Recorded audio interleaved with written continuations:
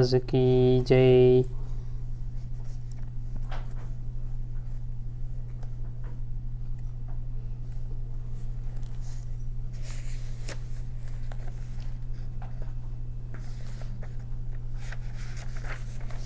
श्री सच्चिदानंद सद्गुरु साईनाथ महाराज की जय।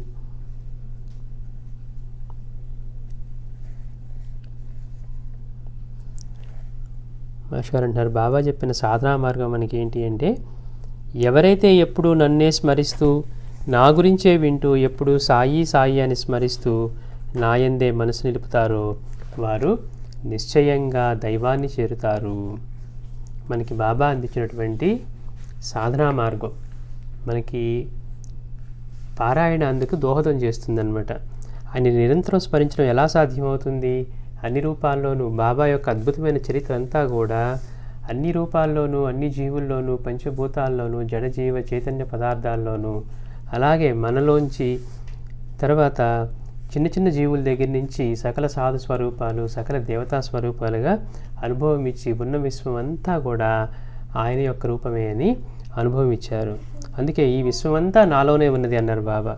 కాబట్టి ఎవరైతే ఎప్పుడు నన్నే చూస్తూ నా గురించే వింటూ ఎప్పుడు సాయి సాయి అని స్మరిస్తూ నా యందు మనసు నిలుపుతారో, ఒకవేళ మనకి ఇటువంటి ఇది లేదనుకోండి చూడగలగటం, అప్పుడేమవుతుంది? సాయి అంటే కేవలం మనం పూజించే ఆ పటంగానో విగ్రహంగానో మందిరంలో ఉన్న దానిగానో లేకపోతే షిరిడీలో ఉన్న ఆ 5.5 అడుగుల దేహంగానో ఏదైతే బాబా చెప్పారో అదిగానే అనిపిస్తుంది. కానీ బాబా ఏం చెప్తున్నారు మనకి? ఈ 5.5 అడుగుల శరీరమే సాయి అనుకుంటే నన్ను చూడనట్లే. అందుకే ఈ విశ్వం అంతా కూడా ఈ విశ్వరూపాయ సాయినాథాయ. అటువంటి దృష్టి మనకు కలగాలి అంటే మనం ఆయన నిరంతరం స్మరించగలగాలంటే ఆ చరిత్ర పారాయణ చేస్తూ ఉంటే మన నుంచి ఇదంతా వేరు, ఇవన్నీ వేరు వేరు అన్న భావంలోంచి అంతటా కూడా అన్నిట్లో కూడా ఆయనే ఉన్నారు అన్న ద్వారా ఈ వేరు భావం పలచబడుతుంది అనమాట. అది మనకి ఉత్తమోత్తమైన సాధన. అందుకని ఎవరైతే ఎప్పుడు నన్నే చూస్తూ నా గురించే వింటూ ఎప్పుడు సాయి సాయి అని స్మరిస్తూ నాయందే మనసు నిలుపుతారో వారు నిశ్చయంగా దైవాన్ని చేరుతారు. అంటే అటువంటి ఆత్మజ్ఞాన స్థితి, అటువంటి మోక్ష స్థితి అన్నమాట. దైవాన్ని చేరుతారు అంటే అటువంటి స్థితిని పొందుతారు. అంటే తనలోనే దైవాన్ని దర్శించుకునే స్థితి. అంటే తను వేరుగా, ఈ చైతన్యం అంతా వేరుగా లేకుండా ఏ చైతన్యం అయితే అంతా వ్యాపించి ఇన్ని రూపాలు ధరించిందో ఆ చైతన్యమే మన రూపం కూడా ధరించిందో మనలోనే ఉన్నదో దాన్ని మనం చేరుతామన్నమాట. అంటే అటువంటి ఆత్మజ్ఞానాన్ని పొందుతామని. అంటే మనకి ఇచ్చిన సాధన పద్ధతి ఎంతో ముఖ్యమైనది. ఎంతో అంటే మిగిలిన సాధన వాటిల్లో మనకి పొరపాట్లు చేయడానికి వాటన్నిటికీ అవకాశం ఉంటుంది. కానీ ఇక్కడ మనం ఈ చరిత్రపారాయణ చేసుకుంటూ అన్నిటా ఆయన్నే కనుక గమనించే యత్నిస్తూ అన్ని రూపాల్లోనూ ఆయన చైతన్యం ఉందన్నప్పుడు మన అరిషడ్వర్గాలు కానివ్వండి, మన ప్రవర్తన కానీ ఇవన్నీ కరెక్ట్ అవుతూ ఉంటాయి అన్నమాట. అందుకని ఇట్లా కనుక సాధన చేస్తే వారు నిశ్చయంగా దైవాన్ని చేరుతారు. వారి ఇహపరాల గురించి భయపడనక్కర్లేదు. బాబా రెండింటికి అభయం ఇస్తున్నారు, ఇటు ఇహానికి అటు పరానికి. ఎవరైతే ఆయన నిరంతరం అలా స్మరిస్తూ ఆయన్నే చూస్తూ ఉంటారో అటువంటి వారికి ఇహపరాల గురించి భయపడనక్కర్లేదు. నా భక్తుని ఇంట్లో అన్నవస్త్రాలలేమీ ఉండదు. ప్రతి ఒక్కళ్ళ ప్రయత్నం కూడా ఏంటి? మామూలుగా మనం ఈ బేసిక్ నీడ్స్ కోసమే. మనం ఎంత సంపాదించుకున్నా మనం రోజు కావాల్సింది ఇవే, అన్నవస్త్రాలు, మనకి షెల్టరు. అంతే తప్పించి మనం ఎంత సంపాదించుకున్నా దాచిపెట్టుకోవడమే కానీ రోజు వాటన్నిటిని మనం అనుభవించలేము అనమాట. బాబా మనకి ఆ ఇన్సూరెన్స్ ఎప్పుడో ఇస్తున్నారు. ఎవరైతే ఆయన గురించి చింతన చేస్తూ ఉంటారో, ఆయన్ని స్మరిస్తూ ఉంటారో, మనసు ఆయనందే నిలుపుతారో వాళ్ళ ఇహపరాలకి, అంతేకాకుండా నా భక్తుని ఇంట్లో అన్న వస్త్రాలలో ఏమీ ఉండదు. మనకి ఏ అవసరాలు ఉన్నాయో రోజు జీవించడానికి వాటికి ఆయన ఎప్పుడూ ఇన్సూరెన్స్ ఇచ్చేశారు.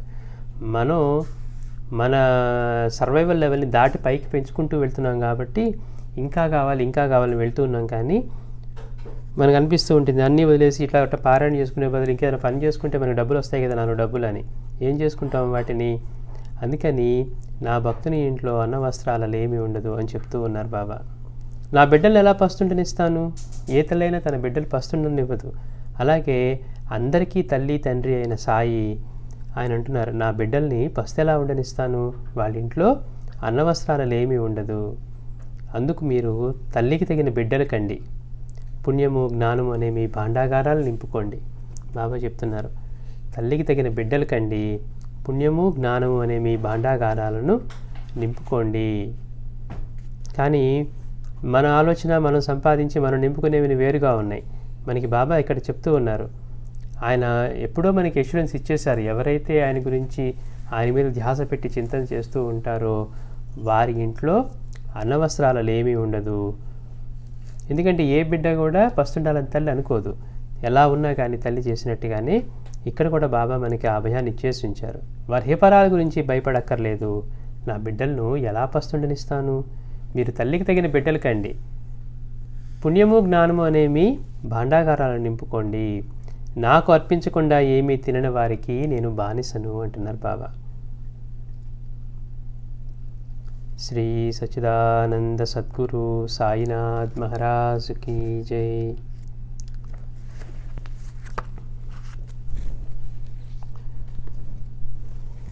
అంటే మనకి మాస్టర్ గారు అందించిన ఈ మార్గం ఇటు ఇహానికి పరానికి రెండిటికి కూడా, అంటే మన కష్టాలు కోరికలు తీరుస్తూ బాబా యొక్క అనుగ్రహంతో మనకి కర్మసారంగా అనుభవించవలసినటువంటి ఫలితాలని, వాటిని ఆయన మనకి కావలసినట్టుగా ఆయన దాన్ని సరిచేస్తూ మనల్ని నడిపిస్తూ, అదే సమయంలో పరమార్థాన్ని పొందడానికి కూడా మనకి ఇది ఉపయోగపడుతుంది అన్నమాట. అందుకని భుక్తి ముక్తి ప్రదంతో రెండు, ఇటు భుక్తిని ఇటు ముక్తిని రెండింటిని ప్రసాదించేది. మనం సాయి నాటిన కల్పవృక్షాలు చెప్పుకుంటూ, మనకి నిజంగా సాయి నాటిన మహాకల్పవృక్షాల్లో మనకి మాస్టర్ గారి గురించి చెప్పుకుంటూ ఉన్నాం. ఎందుకంటే మనం ప్రత్యక్షంగా మనకి మేలు మనం పొందుతుంది మాస్టర్ గారి నుంచి అనమాట. ఈ సాధనా సాంప్రదాయాన్ని, ఈ పద్ధతుల్ని, బాబా గురించి ఇంత విరివిగా తెలియజేసి, జీవితానికంటూ ఒక లక్ష్యాన్ని, ఊరికే పశుప్రాయంగా ఉండే జీవితాలు అందరిలో కూడా అటువంటి ఆలోచన కలిగించి, ఆయన తనొక్కడే పూర్ణత చెందితే సరిపోదు అనుకోకుండా అందరూ అటువంటి దాన్ని పొందాలని, దానికోసం ఆయన ఎవరు మోసపోకుండా ఉండి తాను తన అన్వేషణ తెలుసుకున్న వాటన్నిటినీ మనకి తెలియజేస్తూ, ఎక్కడ పొరపాట్లు చేయకుండా ఈ విశ్వమంతా సాయే ఎలా ఉన్నారో దాన్ని మనకి ఎలా మనం దర్శించాలని దాన్ని అందిస్తూ, మనకి ఈ సాంప్రదాయాన్ని ఎక్కడ కూర్చున్న వాళ్ళం అక్కడే కూర్చొని సాధన చేసుకుంటూ వాళ్ళ సాన్నిధ్యాన్ని అనుభవించేందుకు మనకి తేలికైన ఖర్చు లేకుండా కేవలం మనసు పెట్టి కొంత సమయాన్ని కేటాయించగలిగితే మనం అటువంటి ఫలితాన్ని పొందుతాం. ఎంతోమంది ఈ మార్గంలో మాస్టర్ గారు చెప్పినట్టు ఈ సత్సంగాలు పారాయణ చేసుకుంటూ ఎంతో కాలంగా ఉన్న కష్టాలని, ఒక్కొక్కటి 10 సంవత్సరాల నుంచి 15 సంవత్సరాల నుంచి పడుతున్న కష్టాలని కూడా వీటి ద్వారా తొలగించుకోగలిగారనమాట. అందుకని మనం ఇవి చేసుకుంటూ ఆయన దయ కోసం కనుక వేచి ఉంటే అవసరమైనప్పుడు ఆయనే దాన్ని అన్నింటినీ సరిచేస్తారు. అంటే ఇంతకాలంగా ఇంత కష్టంగా అనిపించిన కష్టం కూడా చిటికలో తీసేసినట్టుగా, అది మనకి నిజంగా మన మాస్టర్ గారి నుంచి మనం పొందుతూ ఉన్నదన్నమాట. అందుకని ఆయనే మనకి మహాకల్పవృక్షం. గత వారం మనం చెప్పుకున్నాం, అంటే గురువు భగవంతుడు మానవ రూపం ధరించి వచ్చిందే గురువు యొక్క అవతారం. గురువు అంటేనే భగవంతుడు మన కోసం, మనకి ఆయన్ని మన మనసులో మనం ఆయన దర్శించే సామర్థ్యం మనకి లేకపోవటం వల్ల మహర్షుల్లాగా వాళ్ళలాగా ఆయనే పరిగెత్తుకుంటూ మన కోసం మానవ రూపం ధరించి మన అందుబాటులోకి వస్తాడు. ఎందుకని మనం కేవలం ఇంద్రియాలతోటి మాత్రమే వాటిని గుర్తించగలుగుతున్నాం, కానీ ఇంద్రియానికి అతీతంగా ఉండేవేవి మనం గుర్తించే స్థితిలో లేము. అందుకని ఆయన మనకి అంత దగ్గరగా వస్తే మళ్ళీ యథావిధిగా మనం భగవంతుడు ఈయన అనిపించే స్థాయిలో మనం ఆయన క్వశ్చన్లు వేస్తూ ఉంటాం. అంటే అంతటి మహనీయుడు మన మీద భగవంతుడి ప్రేమతో ఏదో ఒక మానవ రూపం తీసుకున్న ఆ రూపంతో ఉన్న వాటిలోంచి మన లోపాలు వెతుకుతూ ఉంటాం. ఎందుకని మనకు అంతకంటే తెలియదు కాబట్టి గుర్తించడం. అందుకని ఎప్పుడూ కూడా ఒక జ్ఞానే గుర్తుపట్టగలని రమణ భగవాన్ చెప్పినట్టుగా మహాత్ములందరూ ఆ సాటి మహాత్ముడిని ఎలా గుర్తించి ఆయన గౌరవించారు. మనం సాయినాథుని విషయంలో చూస్తాం, ఎక్కడి నుంచి వచ్చేవాళ్ళు వాళ్ళ శిష్యుల్ని పంపించేవాళ్ళు. ఇదిగో అక్కడ షిరిడీలో సాయినాథుడు ఉన్నారు, ఆయన మన అందరికంటే కూడా పెద్ద, మేమో మేకలు కాచేవాడు, ఆయన సింహాలను కాచేవాడు అని ఇట్లా ఎంతోమంది మహాత్ములు వాళ్ళ శిష్యుల్ని పంపించి బాబా దగ్గర అనుగ్రహాన్ని, అట్లానే స్వయంగా మహాత్ములు షేగావ్ నుంచి గజానన మహారాజు, తర్వాత ఇంకా వేరే మహాత్ములు రామావతి మహారాజు, ఇట్లా ఎంతోమంది వచ్చేవారు. అలానే వాసుదేవ సరస్వతి స్వామి లాంటి వాళ్ళు కూడా సాయిని ఎంతగా గౌరవించారో, సన్యాసాశ్రమ ధర్మంలో ఉంటూ కూడా అది చేయకూడదని చెప్తూనే సాయి విషయం వేరు, కానీ ఈ తమ్ముడిని ఎప్పుడూ ప్రేమగా గుర్తుంచుకోమని ఆయన అక్కడి నుంచే నమస్కారం చేస్తూ సాయికి చెప్పారు. అట్లా మహాత్ములు గుర్తించగలరు, కానీ మనలాంటి వాళ్ళు ఆయన పిచ్చివాడా, ఫకీరా, ముస్లిమా అని దగ్గర కొట్టుకుంటూ ఉన్నాం. నిజంగా జ్ఞానం పొందిన వాళ్ళేమో ఈయన అందరిలోకి పెద్దవాడు, అన్ని మతాలకు తనకే చెందుతాయి, ఈయన ఏ మతానికి చెందనివాడు అని వాళ్ళు గుర్తించారు. అదేవిధంగా మాస్టర్ గారి విషయంలో కూడా ఆయన మన కోసం బాబా ఆయన మనకి గృహస్థాశ్రమంలో అందిస్తే మనం ఏం చేస్తూ ఉన్నాం, ఆయన చూసి మాస్టర్ గారు అలా ఉన్నారేంటి, ఆయన కూడా సిగరెట్ తాగుతారా, ఆయన కూడా ఆయనకి కుటుంబం ఉంది, ఆయనకి పిల్లలు ఉన్నారు, ఇవన్నీ ఇట్లాంటి ఆలోచనలు. ఎందుకని మన మనస్సు ఆ స్థాయిని దాటి వెళ్ళే స్థాయిలో లేదు. అందుకని మాస్టర్ గారు లాంటి వాళ్ళని కూడా అప్పుడున్న ఎంతోమంది మహాత్ములు, అవధూతలు, అంటే ఈ ప్రాపంచిక ఎల్లలన్నింటినీ దాటి వెళ్ళిన మహాత్ములు, అవధూతలు కూడా మాస్టర్ గారితో ఎట్లాంటి ప్రేమను చూపించారు, ఎంత పరితపించారు, ఇవన్నీ చూస్తూ ఉంటే కానీ మనకి ఆయన మహత్యం మనకి అర్థం కాదనమాట. అంటే ఆయన ఎంత గొప్పవాడో తెలుసుకోవాలంటే మన కళలోంచి చూస్తే మనకి చేత కాదు. మహాత్ములందరూ చూసి ఆయన్ని మనకి ఎంతగా సజ్జన సన్నుత సాయిరాం మునిజన వందిత సాయిరాం అని చెప్పినట్టుగా ఎంతమంది సజ్జనులు ఆయన్ని అలా చేశారో మనం తెలుసుకున్నాం గత వారం. అంతేకాకుండా ఇందాక మనం నామావళిలో చెప్పుకున్నప్పుడు వాళ్ళ యొక్క లీలలన్నీ కూడా వాళ్ళన్నిటికీ అధిపతులై ఉన్నప్పటికీ కూడా, అన్ని సిద్ధులు వాళ్ళ దగ్గరే ఉన్నప్పటికీ కూడా భక్తులు రక్షించడానికి తప్పించి ఎక్కడా ప్రకటించరు. మాస్టర్ గారిని చూస్తే మరీ ఆశ్చర్యంగా ఉంటుంది. పోనీ అవధూతలు అంటారా, సరే వాళ్ళు ఉండటమే అలా మనం గుర్తించడానికి స్థాయిలో లేకుండా పిచ్చివాళ్ళలాగా, లేకపోతే రోడ్డు పక్కన ఎక్కడో ఉంటూ మురిగ్గా ఉండే ప్రదేశాల్లో కూర్చుంటూ అలా ఇలా ఉన్నారనుకోవచ్చు. మరి ఈయన్ని చూస్తేనా ఈయన బాగా చదువుకున్నవాడు, గొప్ప కుటుంబంలోంచి వచ్చిన వారు, మిగిలిన వాళ్ళు కూడా ఎంతో గొప్ప విద్యావంతులు, అట్లానే ఇంకా వీళ్ళ అన్నగారు వీళ్ళు కూడా ఈ ఆధ్యాత్మిక రంగంలో కూడా ఎంతో గొప్ప గురువుగా కీర్తించబడిన వాళ్ళు. మళ్ళీ వీళ్ళలోనే ఇంకొక అన్నగారు కలెక్టర్గా చేసి చాలా కాలం ఆయన చేశారు. తర్వాత మాస్టర్ గారు కూడా కలెక్టర్గా వచ్చినా కానీ దాన్ని చేయకుండా ఇలా ఉన్నారు. అయినప్పటికీ కూడా ఆయన సింప్లిసిటీ అవి చూస్తే మనలాంటి వాళ్ళకి ఆశ్చర్యం కలిగిస్తుంది. ఇంత సామాన్యంగా ఉండి అంత సంతృప్తిగా, అంత ఆనందంగా, అంత తృప్తిగా జీవించడం సాధ్యమవుతుందా అని. మనమేమో వీటి వెంట పరిగెడుతూ ఉంటే ఆయనేమో అన్నింటినీ పొందిన తర్వాత కూడా సాయిలాగే అత్యంత నిరాడంబరంగా, అత్యంత సింపుల్గా ఉన్నారు. అవి మనం తెలుసుకున్నాం. అట్లా ఆ మహాత్ముడి దగ్గర, అంటే అన్ని సిద్ధులు వాళ్ళ దగ్గరే ఉన్నప్పటికీ కూడా చూస్తానికి ఒక చిన్న తెల్ల పంచో లేకపోతే గళ్ళలుంగినో కట్టుకొని ఒక బనియన్ లాంటిది వేసుకొని చూసేవాడికి ఒక సామాన్యుడిగా, అంటే ఎవరు వెళ్ళినా కానీ ఈయన మా మాస్టర్ అనిపించుకునేంతగా, అంటే ఎవరైనా అప్రోచ్ అయ్యేట్టుగా. ఒకసారి వెళ్ళిన వాళ్ళు మాత్రం మళ్ళీ మాస్టర్ గారు అంటే మాకు ఎంత ప్రేమో నా మీద అనిపించేట్టుగా ఆయన మొదటిసారిలోనే అటువంటి ప్రేమను చూపించేవారు అనమాట. మళ్ళీ మాస్టర్ గారే అంటారు, అది నిజంగా నేను ఎవరి మీద ప్రత్యేకంగా ఎటువంటి ప్రేమను, ద్వేషాన్ని ఎలాంటివి నాకు కలిగి ఉండవు అంటారు. అంటే ఆయన సహజత్వమే అంత ప్రేమగా ఉంటుంది అని మనం చెప్పుకున్నాం. అది మహాత్ముల యొక్క స్థితి. అలా మనం కొన్ని లీలలు చెప్పుకుంటూ మనం గత వారం మళ్ళీ చెప్పుకుందామని అనుకున్నాం.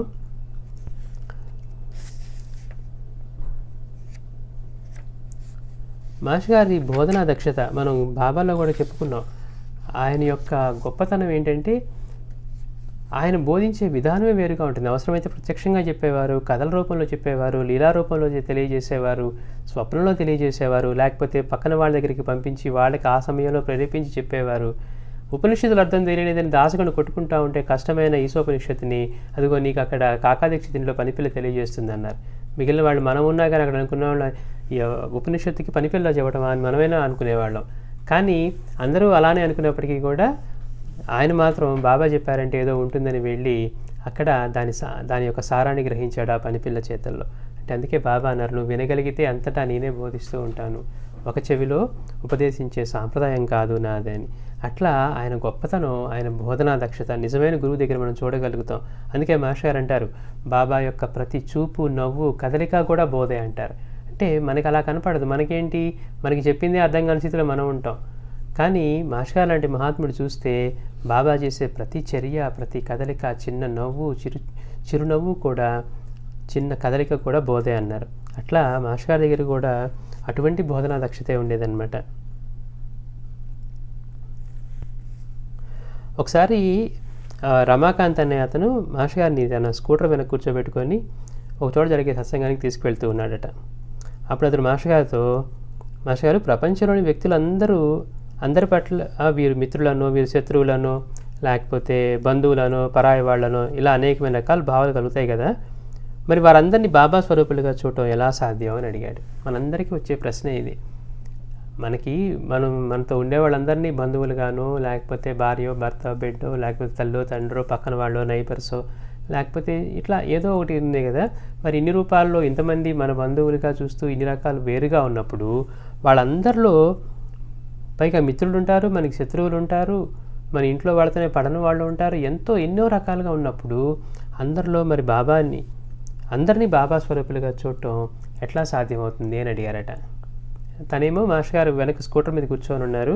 చూడండి అంతటి మహాత్ముడు ఎంత సింపుల్ అంటే, ఎవరన్నా రిక్షా తీసుకొస్తే రిక్షా, సైకిల్ తీసుకొస్తే సైకిల్ మీద కూడా కూర్చోళ్ళారట. లేకపోతే నడిచే ఇట్లా ఎవరన్నా స్కూటర్ మీద తీసుకొస్తే స్కూటర్ మీద, అట్లా ఆయన వెనక కూర్చొని వెళ్తున్నప్పుడు తను మాస్టర్ గారిని ఆ ప్రశ్న వేశాడట. అప్పుడు మాస్టర్ గారు చెప్తున్నారు, రమాకాంత్, నీ వెనక కూర్చొని ఉన్న నువ్వు నన్ను చూడటం లేదు. చూడండి, ఇది ఎంతో ముఖ్యమైన విషయం. ఎందుకు చెప్పుకుంటున్నామంటే, ఇది మనందరికీ వచ్చే ప్రశ్నకి మాస్టర్ గారు ఎంత చక్కటి వివరణ ఇచ్చారో, ఎంత చక్కటి బోధం అనమాట. మనందరికీ ఉంటుంది. ఎంత తెలుసుకున్నా ఇన్ని రూపాల్లో మనం గ్రంథం పక్కన పెట్టేసి రాగానే మనతో మంచిగా ఉంటే మంచిగా ఉంటాం, మనల్ని తిడుతూ ఉంటే మనం తిడుతూ ఉంటాం, లేకపోతే మనతో గొడవ పడితే మనం గొడవ పడుతూ ఉంటాం, లేకపోతే పక్కన వాళ్ళ పట్ల వేరే భావాలు వస్తూ ఉన్నాయి. గ్రంథం పిల్లవాడి మీదే వస్తాయి కోపం, మన మాట వెళ్ళలేదని అరుస్తాం, లేకపోతే తినలేదని అరుస్తాం. ఇట్లా వాడు మనం అనుకున్నట్టుగా ఉండలేదని మనం వాడిని కూడా అరుస్తూ, అంటే అప్పుడు దాకా అన్ని రూపాల్లో నువ్వే ఉన్నావయ్యా అని ఆయన్ని స్తుతి చేస్తూ చేసిన పారాయణ కూడా పక్కన పెట్టగానే మళ్ళీ మనకి మన నిజస్వరూపం మనలోంచి బయటపడుతూ ఉంటుంది. పిల్లవాడు మన మాట వినలేదనో, మనం చెప్పింది చేయలేదనో, మనం వడిది తినలేదనో, లేకపోతే వాడు వంకలు పెట్టాడనో, అంటే మనం అనుకున్నట్టుగా వాడు ఉండలేదని. చూడండి గమ్మత్తు.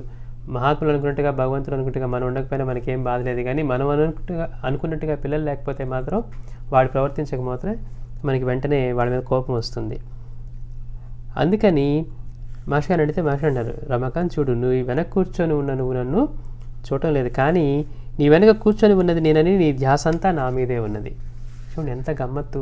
ఇప్పుడు మనం ఎవరితో మాట్లాడితే వెనక కూర్చొని వాళ్ళతో మాట్లాడుతూ ఉంటే మనం వాళ్ళని చూడం, కానీ వెనక కూర్చొని ఉన్నారు అన్న దానివల్ల ఆ ధ్యాస అంతా కూడా ఆయన మీదే ఉన్నదన్నమాట.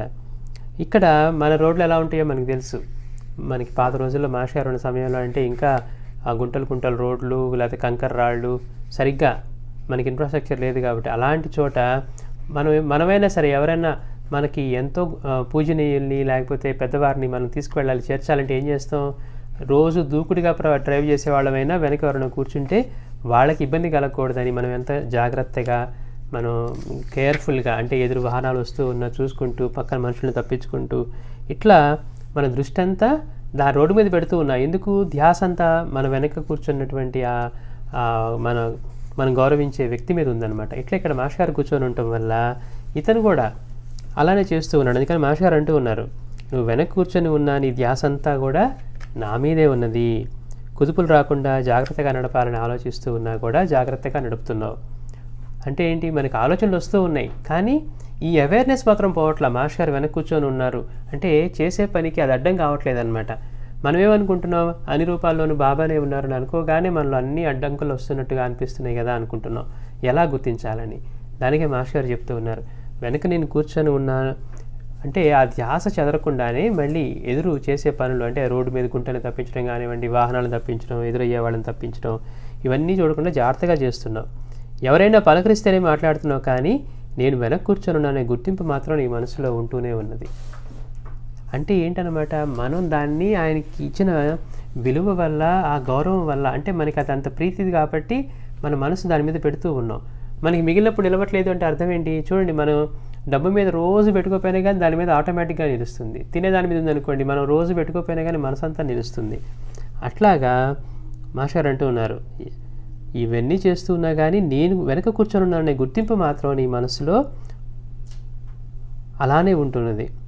అలాగే వ్యక్తులతో మాట్లాడుతున్నప్పటికీ కూడా వారిలో కూడా బాబానే ఉన్నారని, వారు బాబా స్వరూపులను గుర్తుపెట్టుకోవడానికి ప్రారంభిస్తే అభ్యాసం మీద సాధ్యమవుతుంది. చూడండి, ఏది కూడా ఒక్కసారిగా కుదరదు. మనం వాళ్ళ పిల్లలు సైకిల్ దొక్కుతుంటాం, చూస్తూ ఉంటాం. అవన్నీ మనం చేసిన వాళ్ళమే. పిల్లలకి నేర్పించేటప్పుడు వాళ్ళు పడుతూ ఉంటారు, లెగుస్తూ ఉంటారు, లేకపోతే దెబ్బలు తగిలించుకుంటూ ఉంటారు. మనం కూడా చిన్నప్పుడు సైకిల్ తొక్కడం నేర్చుకున్నప్పుడు అలాంటివి ఎన్నో చేసి ఉంటాం. మన అనుభవంలో ఉంటుంది. ఫస్ట్ రోజు కష్టంగా ఉంటుంది, ఒక వారం తర్వాత కంఫర్ట్ పెరిగిన తర్వాత మామూలు కొంతకాలం తొక్కుతూ ఉంటే ఎవరైనా వచ్చి మాట్లాడించారనుకోండి, టక్కని సైకిల్ దిగేసి మనం ఆ హ్యాండిల్ పట్టుకొని వాళ్ళతో మాట్లాడతాం. ఎందుకని? దృష్టి దీని మీద పెడితే మనం ఎక్కడ పడిపోతామని. అది ఇంకొంత అభ్యాసం అయిన తర్వాత ఏమనిపిస్తుంది, పక్కన వాళ్ళు మాట్లాడుతున్నా మనకు ఒక వాటర్ బాటిల్ ఇచ్చినా కానీ ఒక చేయి వదిలేసి చక్కగా వాటర్ తాగుతూనో, లేకపోతే మనం 2 చేతులు వదిలేసి కూడా విన్యాసాలు చేస్తూ ఇవన్నీ చేయగలుగుతాం. అంటే ఏంటనమాట, ఏది మనకి కష్టంగా ఉందో, మొత్తం సాధ్యంగా ఉండదో, టక్కన ఎవరైనా మాట్లాడితే దిగుతున్నామో, అదే అభ్యాసం అయ్యేసరికి మనం దృష్టి దాని గురించి తప్పకుండానే మిగిలిన పని చేయగలుగుతున్నాం అనమాట. మాస్టర్ అదే చెప్తున్నారు. అంటే ఇట్లా కనుక గుర్తుపెట్టుకోవటం అభ్యాసం ప్రారంభిస్తే అది సాధ్యమవుతుంది అన్నారు.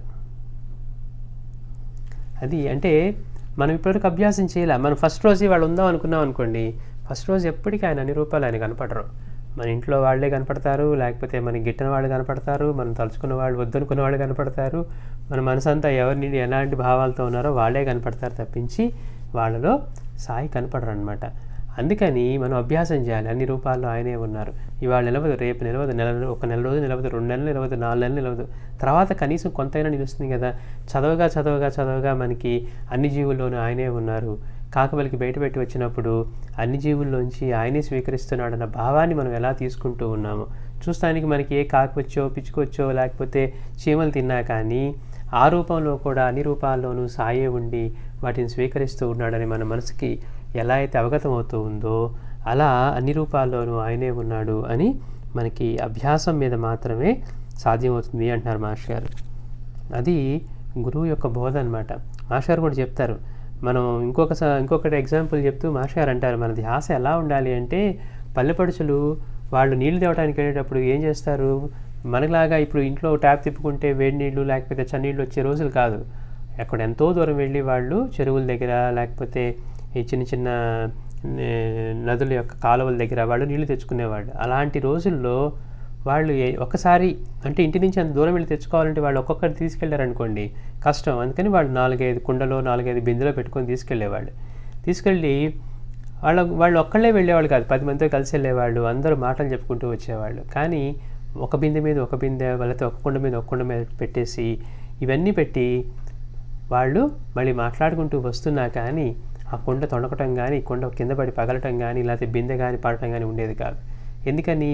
మాస్టర్ గారు అంటారు, వాళ్ళు పక్కన వాళ్ళతో మాట్లాడుతూ అన్ని విషయాలు చర్చించుకుంటూ నవ్వుతూ మాట్లాడుతూ వస్తూ ఉన్నా వాళ్ళ దృష్టి మాత్రం ఆ కుండల్ని బ్యాలెన్స్ చేయటం మీదే ఉంటుందన్నమాట.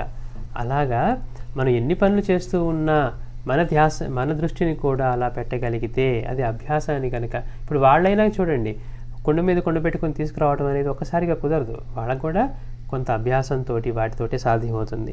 అందుకని మనకి మొదట్లో కష్టంగా ఉన్నా మనం అది కనుక ప్రారంభించి అలా చూడటం మొదలు పెడితే అభ్యాసం చేత సాధ్యమవుతుంది అంటున్నారు మాస్టర్ గారు. అట్లానే మాస్టర్ గారు దానికి ఒకరోజు ఒక యువకుడు వచ్చి కూర్చున్నాడట. కూర్చొని ఏమన్నాడు, మాస్టర్ గారు నేను ఎక్కడో చోట ఒక గుహలో కూర్చొని తపస్సు చేసుకోవాలని ఉందని చెప్పాడు. ఎందుకని? మనందరికీ కూడా ఆధ్యాత్మికత అంటే సరైన అవగాహన లేదు. అసలు ఆధ్యాత్మికత అంటే ఏంటి? ఆధ్యాత్మికత అనేది మాస్టర్ గారు అంటారు, ఏదో అనుకోవడం కాదు, మనలో ఉన్న ఆనందాన్ని మనం ఇక్కడే పొందటం. అది నిజమైన ఆధ్యాత్మికత. నేను నేను నేను అని మనం ఏ నేను మనం మాట్లాడుతూ ఉన్నామో ఆ నేనెవరో తెలుసుకోవటం. నిద్రపోయేటప్పుడు ఉండే నేనెవరు, లేకపోతే మెలకువలో ఉన్నప్పుడు ఎవరు, మనం చిన్నప్పటి నుంచి నేనే అంటున్నాం. అప్పుడున్న రూపం నేను ఇప్పుడు లేదు, కానీ మన నేను మాత్రం మారట్లేదు. నేను అప్పుడు అలా చేశాను, నేను ఇప్పుడు అలా చేశాను, మళ్ళీ అదే నేను ఇప్పుడు వాడుతూ ఉన్నాం, ఆ దేహానికి ఈ దేహానికి సంబంధం లేకపోయినా. అట్లా ఈ నేనెవరు అనేది అంటే అది నిజమైన ఆధ్యాత్మికత. మనలోంచి నేను అని ఆ స్ఫురణ ఎక్కడి నుంచి వస్తుందో దాన్ని తెలుసుకోవటమే తపస్సు, దాన్ని తెలుసుకోవటమే. చూడండి, ఇవన్నీ చిన్నవిలా అనిపిస్తాయి. రమణ భగవాన్ని కావ్యకంఠ మహాముని అడిగారు, భగవాన్ నేను ఎంతో కాలంగా తపస్సు చేస్తున్నాను, అసలు తపస్సు అంటే ఏంటి అన్నారట. అంటే ఆయన నిజమైన సద్గురువు బోధించే విధానం వేరుగా ఉంటుంది. ఇప్పుడు నీలో ఈ నేను అనేది ఎక్కడి నుంచి వస్తుందో దాని మీద నీ దృష్టి నిలుపు, అది ఎవరో తెలుసుకో, అదే తెలుసుకోవడమే తపస్సు అన్నారట. అంటే మనలో నేనున్నాను, నాకు ఈ క్వశ్చన్ వస్తుంది, నాలో ఎక్కడి నుంచి వస్తుంది, దీని పుట్టుక స్థానం ఏంటి, అట్లా ఏది ఉండటం వల్ల ఇవన్నీ సాధ్యమవుతుందో దాన్ని తెలుసుకో, దాని మీద దృష్టి నిలుపు, అదే తపస్సు అన్నారట. అది అటువంటి ఆధ్యాత్మికత అనేది ఆనందంగా జీవించడానికి మార్గం. అది ఒక జీవన కళని మనకి తెలియకపోవటం వల్ల మనం ఏమనుకుంటాం, ఎప్పుడో ఒకప్పుడు సాధించుకుందాం, దాంట్లో ఏదో సిద్ధులో శక్తులో లేకపోతే ఇంకోటో అనుకొని దానికోసం అన్నీ వదిలేసి అడవులకు వెళ్ళో గుహల్లో వెళ్ళో అలా చేసిన వాళ్ళు ఉన్నారు. అంటే అప్పుడున్న వాళ్ళకి జీవిత లక్ష్యమే పరమార్థాన్ని తెలుసుకోవడం కాబట్టి వాళ్ళు చేసేవారు. మనం ఇవాళ ఇక్కడ అంత దూరం నుంచి ఇక్కడికి ఎందుకు వచ్చాం? మన పరమార్థాన్ని సాధించుకోవడం కోసం వచ్చాం. కాబట్టి మనలాంటి వాళ్ళు చేయటం సాధ్యమవుతుందా అంటే, ఒక్కొక్కళ్ళ లక్ష్యం జీవితం వాళ్ళకి ఆ రోజుల్లో వాళ్ళ జీవిత లక్ష్యాలు ఎలా ఉండేయంటే, మనం ఈ జన్మకు వచ్చిందే మనం ఎవరో మనం తెలుసుకొని అటువంటి పూర్ణత లేకపోతే మోక్షం ఈ జన్మరాహిత్యాన్ని పొందడానికి అని వాళ్ళకు ఉండేదన్నమాట. అందుకని మాస్టర్ గారు వచ్చి, మాస్టర్ గారు నేను కూడా ఎక్కడికో చోటుకి వెళ్ళి ఏదన్నా గుహలో కూర్చొని తపస్సు చేసుకోవాలని ఉంది అన్నారట. అదే మనమైతే ఫస్ట్ ఎక్కడికి వెళ్తావు, ఏం చేద్దాం అనుకుంటున్నాను అడుగుతాం. కానీ నిజమైన పూర్ణుడు గురువు ఎలా ఉంటారో మాస్టర్ గారు తెలియజేస్తారు ఇక్కడ. అప్పుడు మాస్టర్ గారు అన్నారట, సరే కానీ నువ్వు అసలు తపస్సు చేయాలి ఎందుకు అనుకుంటున్నావు అని అడిగారట. చూడండి, తపస్సు చేద్దాం అనుకున్నావు బాగానే ఉంది, అసలు తపస్సు ఎందుకు చేయాలనుకుంటున్నావు, నీ లక్ష్యం ఏంటి, ఎందుకు చేయాలనుకుంటున్నావు తపస్సు అంటే, ఎందుకేంటి సార్ నేను భగవంతుని ప్రత్యక్షం చేసుకోవాలని అన్నారట. మనం సినిమాల్లో వీటిలో చూస్తూ ఉంటాం కదా, తపస్సు చేస్తే భగవంతుడు ప్రత్యక్షం అవుతాడని. అట్లాగే ఇతను కూడా ఎందుకంటారేంటి సార్, నేను కూడా భగవంతుని ప్రత్యక్షం చేసుకోవాలనుకుంటున్నాను అన్నాను. మరి అయితే సన్యాసికి ఎదురయ్యే కష్టాల గురించి ఏమైనా ఆలోచించావా అన్నారు. సరే తపస్సు చేసుకుంటానో బాగానే ఉంది, మనకంటే మనం చూసిన వాటిల్లోనో విన్న వాటిలోనో కథలుగా ఆయన తపస్సు చేశారు ప్రత్యక్షం అయిపోయింది అనుకుంటాం. కానీ వాళ్ళు ఎన్ని వందల సంవత్సరాలు చేశారో కూడా చెప్తారు.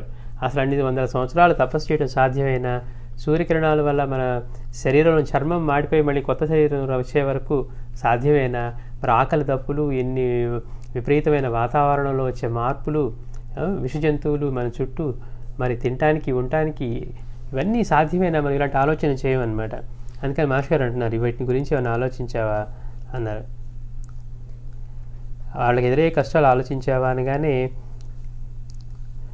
అట్లాగే చెప్తూ మాస్టర్ అనమాట, బాబా చరిత్రలో కూడా ఒకడు ఆ కష్టాలు ఇబ్బందుల గురించి తెలుసుకొని హరిద్వార్ వెళ్ళటం మానుకున్నాడు, అది చదివావా అన్నారు.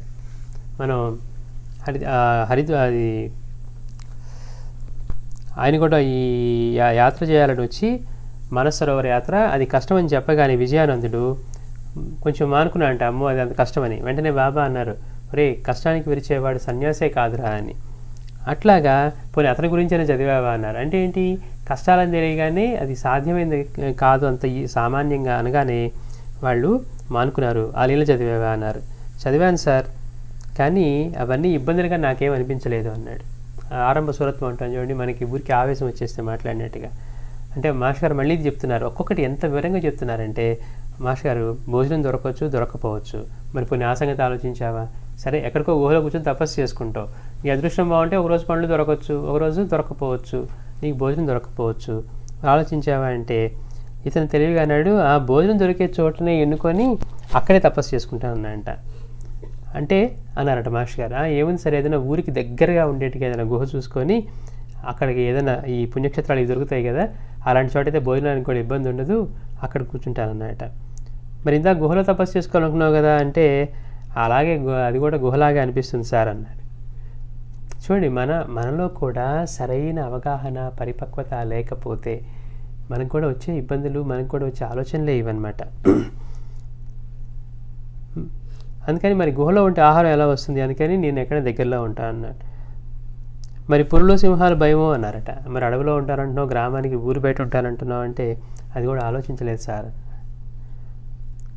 సరే ఏదో ఒక ఊరికి దగ్గరగా పాడుబడ్డ దేవాలయంలోనో ఎక్కడో ఒక చోట ఉందామని అనుకున్నావు అనుకో, మరి భిక్ష చేసి భోజనం సంపాదిస్తావు, ఎట్టి సౌకర్యాలు లేకుండా ఎలా ఉంటావు. ఉదాహరణకి చూడండి, మనం ఒక్కసారి గుహలో తపస్సు చేయాలనుకోవడం గొప్పగా అనిపిస్తుంది. దిండు ఉండదు, ఒక పరుపు ఉండదు, లేకపోతే పండుకోవడానికి ఒక దుప్పటి ఉండదు, చలికి దోమలు. ఈ అరుణాచల్ ఇక్కడైతే రాక్షస దోమలు ఉండేయట. మిగిలిన వాళ్ళందరూ పారిపోవడానికి సిద్ధంగా ఉండేవారట. భగవాన్ కూడా ఇంకా అందరూ వెళ్ళిపోదాం సార్, భగవాన్ తిరుపతి వెళ్దాం, అక్కడ కొంచెం బాగుంటుంది, అరుణాచలం మీద దోమలు తట్టుకోలేమంటే ఆయన ఏం మాట్లాడలేదట. వీళ్ళు అనుకున్నారు ఆయనకి అనుమతి ఇచ్చారు అనుకున్నారు. తర్వాత రోజు అందరూ సర్దుకొని భగవాన్ పదండి అంటే ఎక్కడికి వెళ్ళేది అన్నారట. అదేంటి భగవాన్, నేను దోమలు కొడుతున్నాయి, తిరుపతి వెళ్దాం అన్నాను కదా, తిరుపతి వెళ్దాం అనుకున్నాం కదా అంటే, అలానా అన్నారట. అంటే ఆయనకి అదలట్లా, ఆయనకి దేహస్ఫురణ కూడా లేకుండా ఉన్నారు కాబట్టి దానికి ఒక దోమలు ఉన్నాయని, ఆయన కుడుతున్నాయని అలాంటి భావం లేదు. కానీ ఆ స్థితిని పొందకుండా మనం ఆయనలాగా ఉండాలనుకోవడం సాధ్యం కాదు కదా. అందుకని మాస్టర్ గారు ఇవన్నీ తెలియజేస్తున్నారు. నువ్వు ఆలోచన బాగానే ఉంది, కానీ వీటిల్లో ఒక్కటన్నా ఆలోచించావా, పడుకోవటానికి పక్కా దిండు, చలికి కప్పుకోవడానికి రగ్గు, ఇలాంటివి ఏమి ఉండదు, ఒళ్ళు తోముకోవడానికి సబ్బు ఉండదు, ఇట్లా టూత్పేస్ట్ బ్రష్ ఇవేమి ఉండవు, మరి బకెట్టు లేకపోతే మగ్గు ఇవి కూడా ఉండవు, మరి నీకు ప్లేట్ కావాలి తింటా అంటే మళ్ళీ ఇవన్నీ కావాలి మనకి. అక్కడ మనం ఏమైనా కడతల భిక్ష చేసినట్టు చేతిలో పెట్టుకొని ఎవడన్నా భిక్ష ఇస్తే తినే స్థితిలో ఉంటే అవేం అక్కర్లేదు. ఇప్పుడు భగవాన్ లాంటి వాళ్ళు ఉన్నారనుకోండి, వాళ్ళు అవన్నీ వదిలేసి ఏముండేది ఆయన దగ్గర, ఒక కొబ్బరి చెప్పు ఉండేదట, దానిలోనే రాకాడి బాబా కూడా కొబ్బరి చెప్పులోనే టీ తాగేవారట. అట్లా వాళ్ళు కాబట్టి ఉండగలరు. ఇవన్నీ నువ్వు ఆలోచించుకున్నావు అనేసరికి ఇంకా అప్పుడు అతనికి అర్థమైంది, ఓహో నేను చేసింది ఎంత తప్పు అని. అది అప్పటికి ఏమనుకున్నాడు మళ్ళీ తెలివిగా, అదేముంది సార్ నేను ఎట్లా ఒకట్లా దగ్గరలో ఊరికి దగ్గరలో ఉండి భిక్షగాళ్ళు అక్కడ తెచ్చుకుంటాను, మరి వాడు పెట్టిన భిక్ష నచ్చకపోతేనో అన్నారట. అంటే రుచి చూసి ఎవరైతే రుచిగా పెడతారో వాళ్ళ దగ్గరికే వెళ్తా అన్నాడట. మన లక్ష్యం ఏంటండి, మొదట తపస్సు చేసి భగవంతుడిని సాక్షాత్కారం చేసుకోవాలని. కానీ పరిపక్వత లేకుండా ఈ చేసిన ఆలోచనల వల్ల అందులో ఎక్కడికో వెళ్ళి, ఇప్పుడు మనకు కూడా అనిపిస్తూ ఉంది, మనకి పారాయణ అన్నింటినీ సమకూర్చగలదు అన్నా కానీ మిగిలిన సాంప్రదాయాల్లో మంత్రాలు చెప్పారు, మిగిలిన సాంప్రదాయాల్లో ధ్యానాలు చెప్పారు, మిగిలిన సాంప్రదాయాల్లో క్రియాయోగాలు చెప్పారు. మరి మాస్టర్ గారికి తెలీదా, బాబాకి తెలీదా, దత్తస్వామికి తెలీదా, చిత్రపారాయణతో మీకు అన్నీ సమకూరుతాయని వీళ్ళు చెప్తున్నారు. వేరే సాంప్రదాయాల్లోనేమో వాళ్ళు ఇన్ని రకాల క్రియాయోగాలు, లేకపోతే హఠయోగం, ఆ యోగం, లేకపోతే ఇవి స్తంభింపజేయండి అవి స్తంభింపజేయండి అని చెప్తూ ఉన్నారు. మరి ఇవన్నీ వీళ్ళు చెప్పట్లేదే అని అనిపిస్తుంది మనకు కూడా.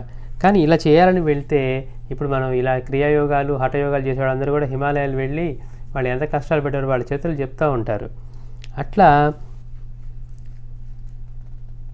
అన్నిటికీ కూడా ఒకటి వెతుక్కుంటున్నాడు, రుచిగా పెట్టి వాళ్ళ దగ్గరికి వెళ్తాను, లేకపోతే ఇవి చేస్తాను ఇవి చేస్తానని.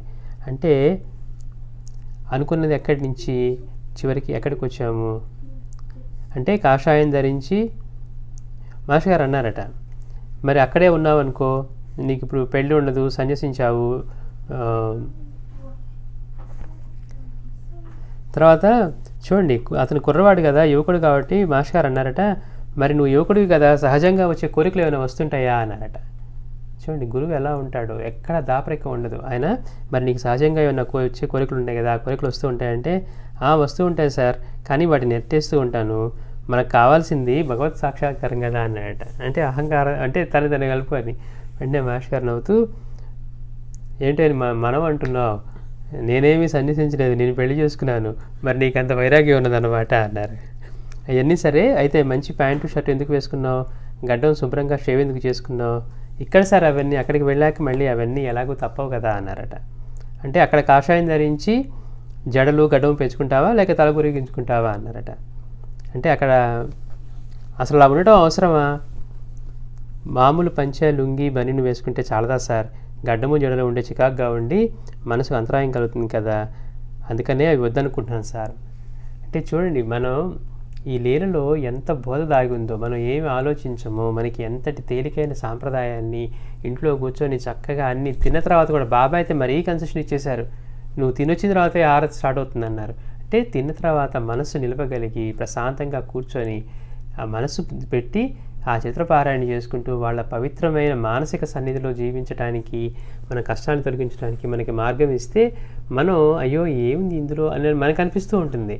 కానీ నిజంగా ఇట్లాంటివి చేయాలంటే ఎంత సామర్థ్యం, ఎంత పట్టుదల, వీటన్నిటిని ఎదుర్కోగల స్థిర చిత్తం ఉండాలి. కష్టాలైనా నష్టాలైనా తిని దొరికినా దొరకకపోయినా చేయగలిగేటి ఇన్ని ఉండాలి. చివరికి మాస్టర్ గారు అన్నారంట, అసలు ఎందుకు ఇలా నీకు ఈ ఆలోచన వచ్చింది అని అంటే, నేను రామకృష్ణ పరమహంస చరిత్ర చదివాను సార్, ఆయన శిష్యులు చాలామంది సన్యాసం తీసుకొని గొప్పవాళ్ళు అయ్యారు సార్, అందుకని అన్నాడు. ఓహో అయితే నీది వివేకానంద చరిత్ర చదివావా అన్నారు. అతనేమో రామకృష్ణ పరమహంస చరిత్ర చదివానంటే, మరి వివేకానంద చరిత్ర చదివావా అంటే, ఓ చదివాను సార్, అప్పటి నుంచే నాకు ఈ ఊపు వచ్చింది, ఆయనలాగా అవ్వాలని ఉంది అన్నారట. అనగానే మాస్టర్ గారు నవ్వుతూ, ఇది పురాణాల వైరాగ్యం అనమాట, ప్రసూతి వైరాగ్యం, శ్మశాన వైరాగ్యం అని ఉంటాయి. అట్లాగే అంటే ఆ నొప్పులు పడేటప్పుడు అనుకుంటుంటారు, అమ్మ ఈ జీవితం ఇట్లాంటిది ఇంకోటి మళ్ళీ వద్దు అనుకుంటారట, కానీ మళ్ళీ మామూలే. అట్లాగా ప్రసూతి వైరాగ్యం, శ్మశాన వైరాగ్యం, ఇది పురాణ వైరాగ్యం. చదవగానే మనం కూడా అంత రోడం అయిపోవాలి అనే ఆలోచన కలగటం. అంటే మాస్టర్ గారు చెప్తున్నారు, ఏవైనా మంచి పుస్తకాలు చదివినప్పుడు మనము అలా ఉండాలని అనిపిస్తుంది, దాన్నే పురాణ వైరాగ్యం అంటారు. సరే కానీ ఇంతకు నా దగ్గరికి ఎందుకు వచ్చావన్నారట. ఏం లేదు సార్, నేను ఇంట్లో వెళ్తానంటే ఇంట్లో వాడు ఒప్పుకోవట్లేదు, వాళ్ళందరూ తిట్టిపోస్తున్నారు, అందుకని మీకు చెప్పుకోవాలని వచ్చాను, వాళ్ళకి మీరే ఎట్లాగని చెప్పాలి అన్నారట. సరే వాళ్ళకి నేను చెప్తాను కానీ ముందు నేను చెప్పేది వింటావా అని మాస్టర్ గారు, ఒకవేళ నేను కూడా వద్దని చెప్తే అన్నారంట. అది మాత్రం ఒప్పుకోను సార్ అని కండిషన్ పెట్టాడు అతను. అంటే మీరు చెప్తే వింటాను కానీ ఈ ఒక్కది మాత్రం నేను ఒప్పుకోను అన్నారట. అప్పుడు మాస్టర్ గారు అంటున్నారు, నువ్వు వివేకానంద చరిత్ర చదివావు కదా, ఆయన మొదట ఏం చేశాడు, రామకృష్ణ పరమహంస దగ్గరికి వెళ్ళాడు. మరి నువ్వు ఇంకా వెళ్ళలేదు సార్ అంటే మొదట ఒక మహాత్ముని దగ్గరికి వెళ్ళాలన్నమాట. అవునా అంటే అప్పుడు అవును అన్నాడు. అంటే ఆవేశంలో ఏదో సాధించాలనుకుంటున్నానే కానీ ఈ సాంప్రదాయం, గురు సాంప్రదాయం, వివేకానందుడు లేకపోతే రామకృష్ణ పరమహంస వీళ్ళు కూడా వాళ్ళ గురువుల దగ్గరికి వెళ్ళారు. కాబట్టి మరి నువ్వేమో గురువు దగ్గరికి వెళ్ళకుండానే ఇలా అవుతున్నావు. కాబట్టి వెళ్ళి తర్వాత ఆయన సేవ చేసుకున్నాడు. మరి నువ్వు కూడా అలా చేయాలన్నమాట. అంతేకాదు, ముందు ఇంట్లోనే వివేకానందుడు చాలా సాధన చేశాడు. మన చదివావు కదా, మరి అలాగే కొన్నాళ్ళు ఇంట్లోనే ఉండి సాధన చేయాలి. తర్వాత అటువంటి మహాత్ముడు గురువుగా లభించాలని ప్రతిరోజు ప్రార్థన చేసుకుంటూ ఉండాలి. అంటే మరి అప్పటిదాకా ఎక్కడికి వెళ్ళకూడదా అంటే వెళ్ళకూడదనే పెద్దలు చెప్పారు అన్నారట మాస్టర్ గారు. అలా వెళ్తే ఏమవుతుంది సార్, మళ్ళీ మనకి వచ్చే ప్రశ్నే. వెళ్ళారనుకో ఏమవుతుందంటే అప్పుడు చెప్తున్నారు మాస్టర్ గారు, వెళ్తే ఏమవుతుందంటే నువ్వు ఇంట్లో ఇన్ని సుఖాలు అనుభవిస్తున్నావు కనుక అవన్నీ లేకుండా ఉండడం చాలా కష్టం అవుతుంది. చూడండి, మనం ఇంత కంఫర్ట్లో ఉండి మనం రోజు ఇక్కడ నుంచి మన ఇండియా వెళ్ళి ఒక ట్రైనో కారో ఎక్కాలంటే మనకి అబ్బా ఏంటి ఇంత ఇబ్బందిగా ఉందనిపిస్తుంది.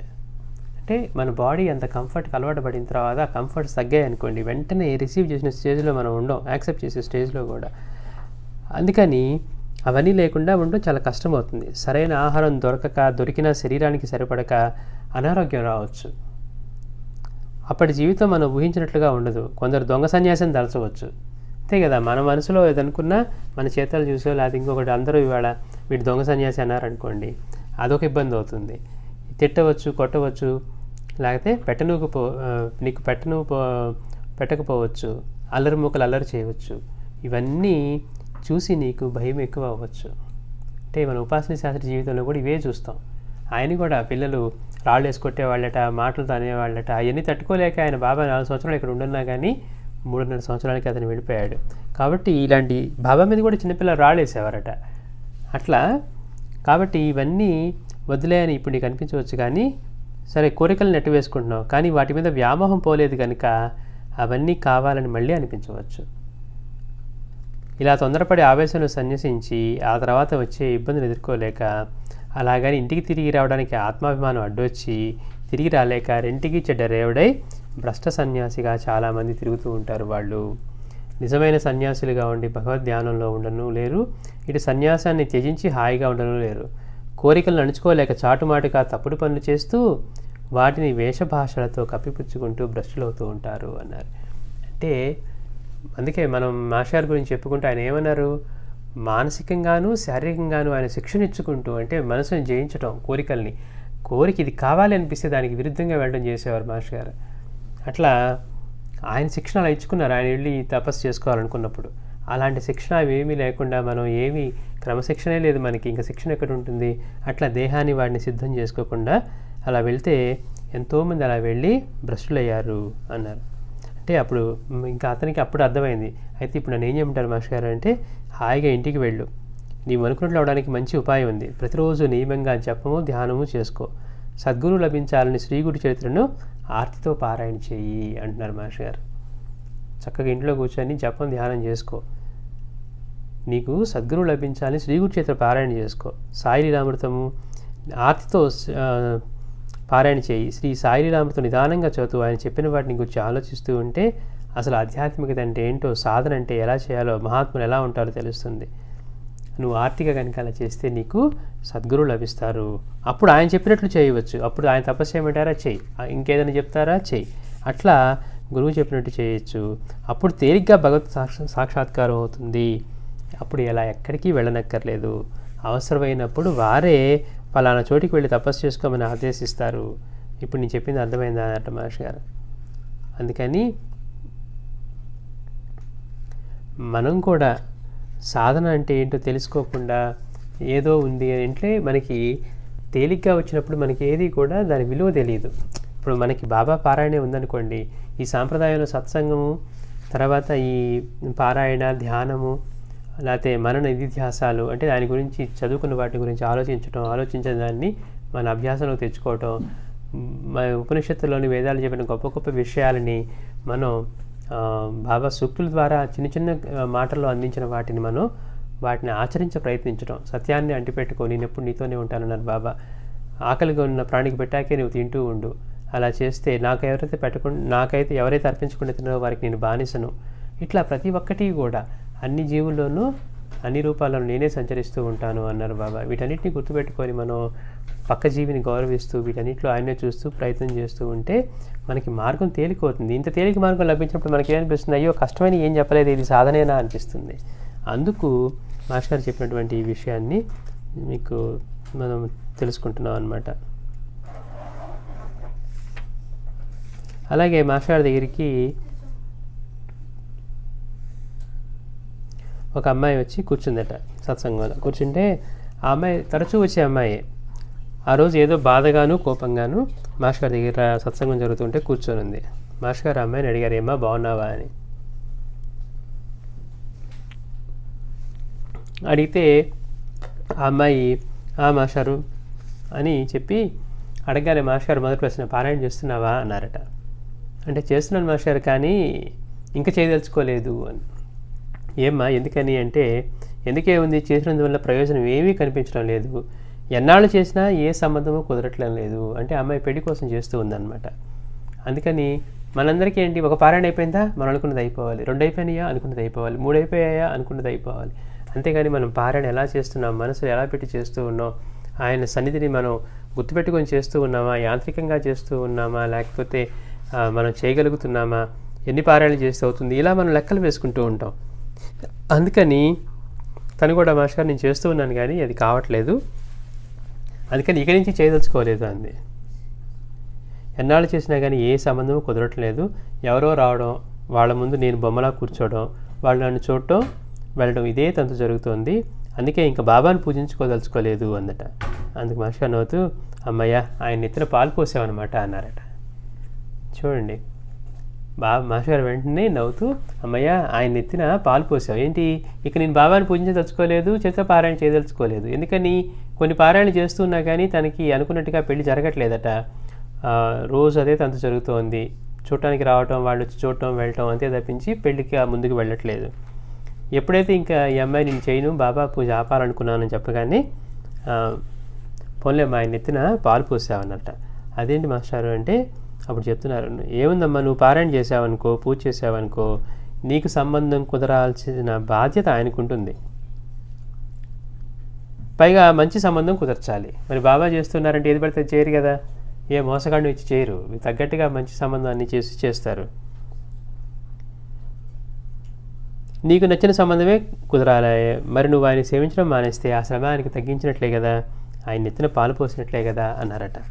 మరి ఆయనను సేవిస్తూ ఉంటే కుదరట్లేదు కదా, ఇంకెందుకు పూజించడం? మనకిలాగే అదే ప్రశ్న, అయ్యో నేను 4 పారాయణలు చేశానండి ఇంకా నా కోరిక తీరలేదు, లేదా 10 చేశానండి ఇంకా తీరలేదు అని మనకి బాధ అనిపిస్తుంది. అంటే ఎందుకని, ఆ బాధ యొక్క తీవ్రత వల్ల కానివ్వండి, లేకపోతే మన ఎక్స్పెక్టేషన్ కానీ 2 పారాయణలు చేస్తే అయిపోతుంది అనేది అన్నా అయ్యి ఉండొచ్చు. అలా మరి ఇంకెందుకు పూజించడం మాస్టర్ గారు, నేను అనుకున్నది అవ్వట్లేదు కదా అంటే, సరే మాస్టర్ గారు అదేనమ్మా నేను కూడా చెప్తున్నా, ఫోన్లే మానేసేయి సరే కానీ అని ఆవిడంటూ ఆ అమ్మాయి అందట, నాకు బాబా మీద బాగా కోపం వస్తుంది మాస్టర్ గారు అని. అవునమ్మా ఆయనకి మీద కాకపోతే ఎవరి మీద కోపం వస్తుంది, ఎవరి మీద వస్తే మాత్రం ఎవరు ఊరుకుంటారు, అయినా ఎవరి మీద ఎందుకు రావాలి అని మాస్టర్ గారు అడిగారట. నువ్వు సినిమాలు చూస్తావా అని అడిగారట. చూస్తాను మాస్టర్ గారు. నవలలు చదువుతావా? నేను చదువుతాను. మరి పెళ్లి చూపులంటే ఇంకా అందంగా ఉండాలని మేకప్ అవన్నీ చేయించుకుంటావా అంటే ఫేషియల్స్ అవన్నీ? అవును మాస్టర్ గారు. మంచి చీర కట్టుకోవాలనుకుంటావు కదా అంటే, ఒకసారి ఒక చీర కట్టుకుంటే వచ్చిన వారికి నచ్చలేదేమోనని ఈసారి ఇంతకంటే మంచి చీర కట్టుకుందామని అనుకుంటావు కదా అనగానే అలానే వాళ్ళ మాటలు జరుగుతున్నాయి. అంటే మరి ఇన్ని చేసిన సంబంధాలు కుదరట్లేదు కదా, మరి వేటి మీద రాని కోపం బాబా మీద ఎందుకు వస్తుంది? వీటి మీద దేని మీద కోపం రావటం లేదు కదా. మేకప్ చేసుకున్నందువల్ల కుదరడం లేదు, అయినా మేకప్ చేసుకోవడం మారడం లేదు. నవలలు చదివితే కుదరటం లేదు కనుక అవి చదవడం మానుకోవచ్చు కదా. సినిమాలు చూస్తేనేమో అది కుదరటం లేదు, సినిమాలు చూడటం కూడా మానుకోవచ్చు కదా. పైగా ఇవన్నీ డబ్బు పెట్టి చేసేవే, అయినా వాటిని మాత్రం వదులుకోలేవు. ఇంకా ఇంకా విసుగు లేకుండా చూస్తూనే ఉంటావు. ఒక సినిమా, 2 సినిమాలు, 3 సినిమాలు. మరి పాపం ఆ ముసలాయన అంటే బాబా ఏం ఖర్చు పెట్టించాడని అనుకుంటావు? ఆయన చెప్పిన విషయాలు ఏవి చెడ్డవి కాదు కదా. సినిమాలు, నవలలు మన కాలాన్ని హరిస్తాయి, చెడుకు దోహదం చేస్తాయి. ఆలోచించు. సాయిబాబా చేతి చదివినందువల్ల నీకు కలిగిన నష్టం ఏమిటి? పోనీ చదవటం మానేస్తే వివాహం అవుతుందని నీకు నమ్మకం ఉందా? గ్యారంటీ ఇవ్వగలవా? ఉంటే అట్లాగే చేయవచ్చు అన్నారు. లేదు మాస్టర్ గారు అంటే చూడండి, మనం ఇంకా అది కోరిక తీరట్లేదు అన్న విషయంలో మనం దాన్ని ఇలా ఆలోచిస్తాం. కానీ చేస్తూ ఉంటేనే ఏదన్నా బాబా మనకి చేయటానికి అవకాశం ఉంటుంది. అందుకని అయ్యో నేను 10 పారాయణలు చేశానండి, నాకు కష్టం తీరలేదు, 11 చేశానండి తీరలేదు. మానేయటం వల్ల తీరేట్లయితే మానేయచ్చు. మాస్టర్ గారు ఏమంటారు, చేస్తూ ఉంటే ఆ బాధ్యత ఆయన మీద ఉంటుంది. అది మనం గుర్తుపెట్టుకోవాల్సింది. మనం అనుకున్నట్టుగా అయ్యో నేను 1 దానికే అవ్వాలి, లేకపోతే 10 చేశాను కాలేదు అంటే మనకి ఎంతటి తీవ్ర తప్పు ఉందో తెలియదు. మన అప్పాయంతో తెలియకుండా మనం 100 రూపాయలు అప్పు చేసి 10 రూపాయలు కట్టానండి, అప్పు తీసేయండి అంటే వాడు ఒప్పుకుంటారా? పూర్తిగా కట్టాలి. అట్లా మనకి ఆయన చేసేంత వరకు మనం వేచి ఉండాలన్నమాట. మనం ఎందుకు ఆయనకి నమస్కారం చేసి, మాస్టర్ గారు అంటారు, ఎందుకు ఆయనకి నమస్కారం చేసి మనం ఇదనుకుంటున్నాము అంటే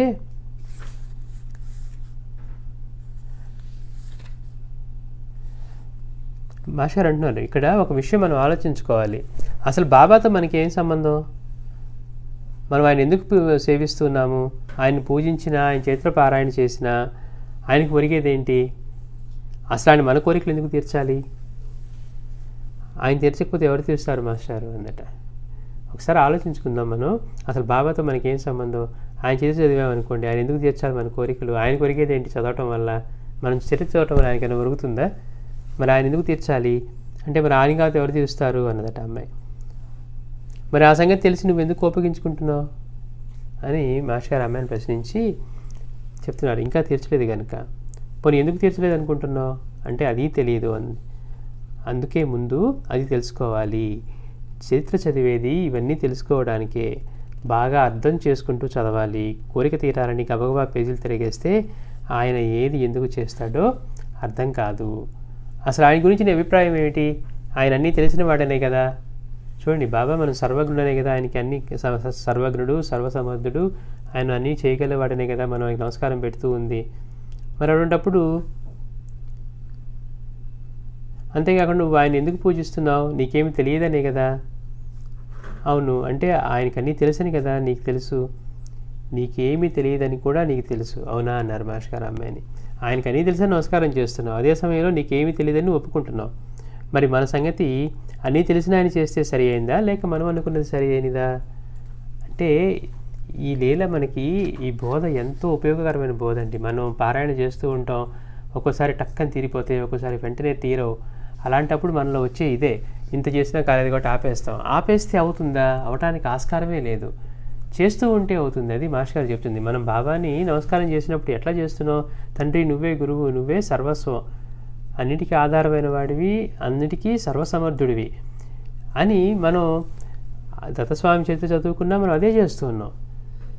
అవన్నీ ఆయన యొక్క మహత్యం తెలిసి, ఆయన మహిమలు తెలిసి ఏమేం చేశారో చూసి ఇదిగో ఈయన ఏవైనా చేయగల సమర్థుడు, ఎందుకని ఈ మొత్తానికి ఆధారమైన వాడు ఆయనే అని మనం నమ్మి చేస్తూ ఉన్నప్పుడు మనం మానేసామనుకోండి అంటే ఆయనకి తెలియదనా? అందుకని అన్నీ తెలిసినే కదా నువ్వు చేస్తూ ఉన్నావు అని. అందుకని మనం ఆయన ఏది శ్రేయస్కరం చేస్తారో దాని మీద మనం పెట్టి ఇది చేసుకుంటూ పోతే పారాయణ చేసుకుంటూ ఉండే ఉపయోగం, కానీ పారాయణ చేసుకోకపోవటం వల్ల మనకి ఉపయోగం లేదు అని చెప్పి మనకి మాస్టర్ గారు తెలియజేస్తున్నారు అనమాట. అంటే ఇవి ఎంతో అద్భుతమైన లీలలు అనమాట, సంఘటనలు మన ప్రాక్టికల్ లైఫ్లో ఉపయోగపడేవి. అంటే మొదటి మనం తెలుసుకున్నది బోధనా దక్షతలో అన్ని రూపాల్లో ఆయనే ఉన్నప్పటికీ మనకేమో మన బంధువుల్లాగా, మన మిత్రుల్లాగా, మన శత్రువుల్లాగా కనపడుతూ ఉంటే అన్ని రూపాల్లో ఆయన్ని చూడటం ఎలా సాధ్యం అంటే ఎప్పుడైతే మనమైనా ఇప్పుడు చిన్న బేబీని పట్టుకొని ఉన్నాం అనుకోండి, మనం బేబీని చేతిలో పెట్టుకొని రోడ్డు మీద నడిచినప్పుడు ఎంత జాగ్రత్తగా నడుస్తాం, మామూలప్పుడు ఎలా నడుస్తాం అంటే మనం నడుస్తూ ఉన్నా, మాట్లాడుతూ ఉన్న చేతిలో బిడ్డ ఉందని ఎలా అయితే మన దృష్టి ఉంటుందో అలాగే మాస్టర్ గారు వెనక స్కూటర్ మీద కూర్చొని ఉన్నప్పుడు అతను కూడా అదే చెప్తూ ఉన్నారనమాట. నువ్వు నన్ను వెనక్కి చూడట్లేదు, కానీ నేను ఉన్నాను అన్నది, అంటే మనం ఏమనుకుంటున్నాం, చూడలేకపోతున్నాం కదా అనుకుంటున్నాం. నేను ఉన్నాను అన్న భావం మాత్రం నీ మనసులో స్థిరంగా ఉంది కదా. అందుకని మాస్టర్ గారికి ఇబ్బంది కలగకుండా, లేకపోతే ఈ గతుకుల్లోంచి, లేకపోతే చిన్న చిన్న గుంటల్లోంచి పడకుండా స్కూటర్ని తీసుకెళ్లాలని, లేకపోతే ఎదురొచ్చే వాహనాలను తప్పించాలని, మాస్టర్ గారికి కంఫర్ట్గా తీసుకెళ్ళాలని ఎలా దృష్టి అంతా పెట్టావో, అలా కనుక అన్ని రూపాల్లో ఆయనే ఉన్నాడు. మరి ఇక్కడ చూడట్లేదు కదా, అట్లా ఇక్కడ కూడా అన్ని రూపాల్లో ఆయనే ఉన్నాడనే అభ్యాసాన్ని చేస్తూ మనసులో అది నిలుపుకుంటే అది అభ్యాసం చేత సాధ్యమవుతుంది అన్నారు. అంతేకాకుండా ఆవేశంతో వచ్చిన యువకుడు ఆలోచన తక్కువతోటి, అంటే సాధన అంటే ఏదో ఉందనుకొని మనం గుహల్లో కూర్చొని తపస్సు చేసుకుంటే వెంటనే భగవత్ సాక్షాత్కారం అయిపోతుందని మనం కథలు వింటూ ఉంటే అవన్నీ చాలా బాగున్నట్టు అనిపిస్తాయి. వెళ్ళి చాలా కాలం తపస్సు చేశారట. ఇప్పుడు మనకి ఎంతోమంది, అందులో యూట్యూబ్ ప్రపంచంలో మనకి ఎన్నో వింటూ ఉంటాం. ఎంతోమంది సాధకులు సిద్ధులు వచ్చి వాళ్ళ అనుభవాలు చెప్తూ ఉంటారు. లేకపోతే ఇక్కడ అవి ఉన్నాయి ఇవి ఉన్నాయి అంటే మనకు కూడా అనిపిస్తూ ఉంటుంది, అయ్యో మన మార్గంలో మనం ఏమీ శ్వాసను బంధించట్లేదే, లేకపోతే ఆ బంధనం చేయట్లేదే, ఈ బంధనం చేయట్లేదే మనకి అనిపిస్తుంది. లేదు, క్రియాయోగా లాంటి పుస్తకాలు చదివినప్పుడు మనకు అనిపిస్తుంది. కానీ వీటన్నిటికంటే తేలికైన ఉత్తమమైన మార్గం కేవలం మనం శ్రీ గురు చేత చదువుకున్నాం, బాబా చేతిలో చదువుకున్నాం, అక్కలకోట స్వామి చేతిలో కూడా చదువుకున్నాం. దానిలో కేవలం గురువు యొక్క అనుగ్రహంతో మాట్లాడని వాడు సైతం బృహస్పతి అవుతూ ఉన్నాడు. ఎటువంటి సాధన లేకుండా గురువు యొక్క అనుగ్రహం పొందినవాడు మరుక్షణమే అటువంటి స్థితి పొందగలుగుతూ ఉన్నాడు. అది మనం తెలుసుకొని నిజంగా ఒకవేళ అలాంటి చేయాలంటే వచ్చే ఇబ్బందులు ఏముంటాయి, మనకి దొరికిన సాంప్రదాయం, మనకి దొరికిన పద్ధతి మనకి ఎంత కంఫర్టబుల్గా, ఖర్చు ఏమి మాస్టర్ అన్నట్టు ఖర్చు ఏమీ లేకుండా ఇంట్లో కూర్చొని మనం ఖర్చు చేసేది సమయాన్నే, అది కూడా ఇన్వెస్ట్మెంటే అనమాట. నిజం చెప్పండి, ఖర్చు అని కూడా అనకూడదు. మనం మాస్టర్కి చెప్పినట్టుగా ఇంట్లో కూర్చొని చక్కగా భోజనం చేసైనా బాబా చిత్ర పట్టుకొని మనసంతా ఆయన మీద నిలిపి ఆయన యొక్క లీలల్లోని గొప్పతనాన్ని, ఈ విశ్వమంతా ఆయనే వ్యాపించి ఉన్నారని సైన్స్ అంతా చెప్తుంది, అంతటా ఒకటే ఉందని. కానీ నిరూపించేది ఏమి ఉండదు. మనకి అన్ని చూసినా కానీ ఒకటి నుంచి ఒకటి వేరుగానే ఉంటుంది. థియరిటికల్గా అన్నింట్లోనూ ఒకే ఎనర్జీ ఉంది, ఒకే ఎలక్ట్రాన్ ప్రోటాన్, ఇదే బేసిక్ ఎనర్జీ అని చెప్తున్నా మన అనుభవంలో వచ్చేసరికి అన్నీ వేరుగా కనపడుతున్నాయి. కానీ మళ్ళీ వాటన్నిటిని నిరూపించగలిగిన వాడు కూడా అట్టి మహాత్ముడు మాత్రమే అన్నమాట.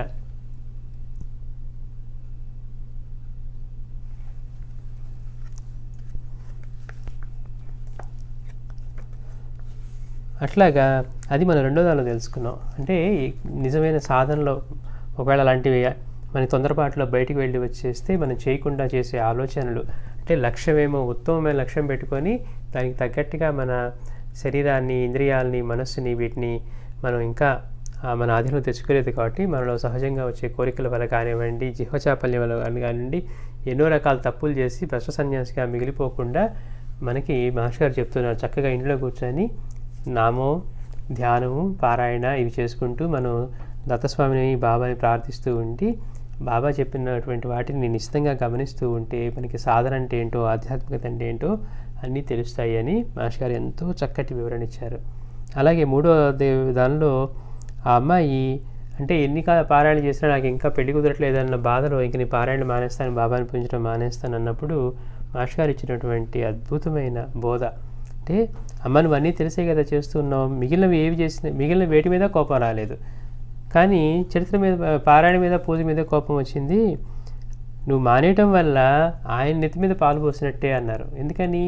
నువ్వు చేస్తూ ఉంటే బాబా నీకు చేయడం కోసం, ఆయన నీకు తగ్గట్టుగా నీకు యోగ్యమైన కోసం ఎంతో కష్టపడుతూ ఉంటారు. నువ్వు ఆయన్ని దాని నుంచి మరి విముక్తిని చేసినట్లే కదా, మరి నెత్తి మీద పాలు పోయడం కాకుండా ఏంటి అని మాస్టర్ గారు మనకి తెలియజేశారు. మనం బాబాని ఆశ్రయించినప్పుడు అన్నీ ఆయనకి తెలిసే కదా అని చేస్తున్నాం, మళ్ళీ ఇప్పుడే మనం ప్రశ్నించినట్టుగా ఉన్నాం అనుకోండి, అప్పుడు మనం ఏమని పెట్టి చేసినట్టు, ఆయన సర్వజ్ఞుడు, సర్వసమర్థుడనే చేశాం కాబట్టి. అందుకని మనం పారాయణ చేసేటప్పుడు కూడా దాన్ని అలా మనం చేస్తూ ఉంటే ఆయనే మనకి చేస్తారు అని మనం గుర్తుపెట్టుకోవాలి. అంతే తప్పించి మనకి నిరాశలో దాన్ని వదులుకుంటే మనకి నష్టమే తప్పించి లాభం ఉండదు.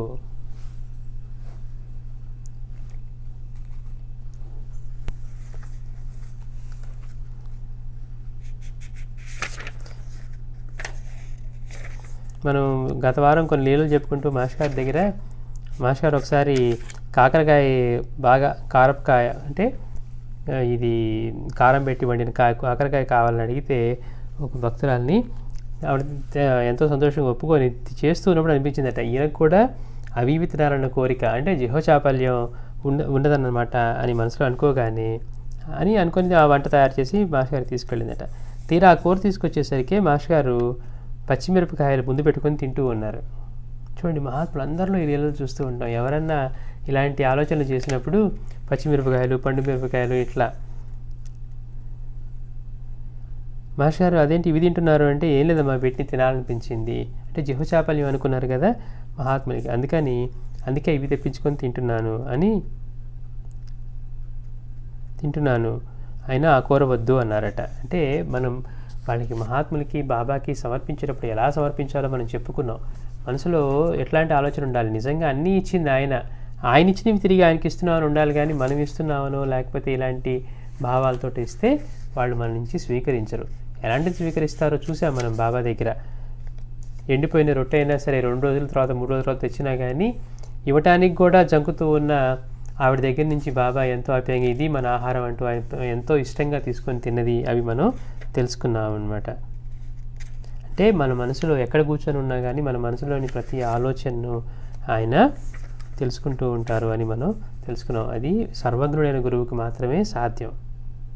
అట్లానే విద్యానగర్లో మాస్టర్ గారు ఉన్నప్పుడు, అక్కడ కాలేజ్ లెక్చరర్గా పనిచేస్తూ వివేకవర్ధిని కాలేజీలో ఉన్నప్పుడు ఈ స్టూడెంట్స్ అందరితో సత్సంగాలు అవి చేస్తూ ఉండేవారు మాస్టర్ గారు. సత్సంగాలు ఈ స్టూడెంట్స్ వల్లే స్టార్ట్ అయ్యాయి అన్నమాట. ఈ ప్రశ్నలతోటి వాళ్ళకి ఇంకా సత్సంగాలు స్టార్ట్ అయ్యి మాస్టర్ గారు చేస్తూ ఉన్నప్పుడు ఆ సత్సంగాలకి శ్యాంప్రసాద్ అనేవాడు తప్పకుండా మాస్టర్ గారి సత్సంగాల్లో పాల్గొంటూ ఉండేవాడట. ఒకరోజు ఏం చేశాడు, ఇతను మధ్యాహ్నం ఫ్రెండ్స్తో కలిసి కార్డ్స్ ఆడుకుంటూ ఈ ఆటలో మునిగిపోయాడు. కరెక్ట్గా సత్సంగం సమయం అయిపోయింది, అది గుర్తించేసరికి లేట్ అయిపోయింది.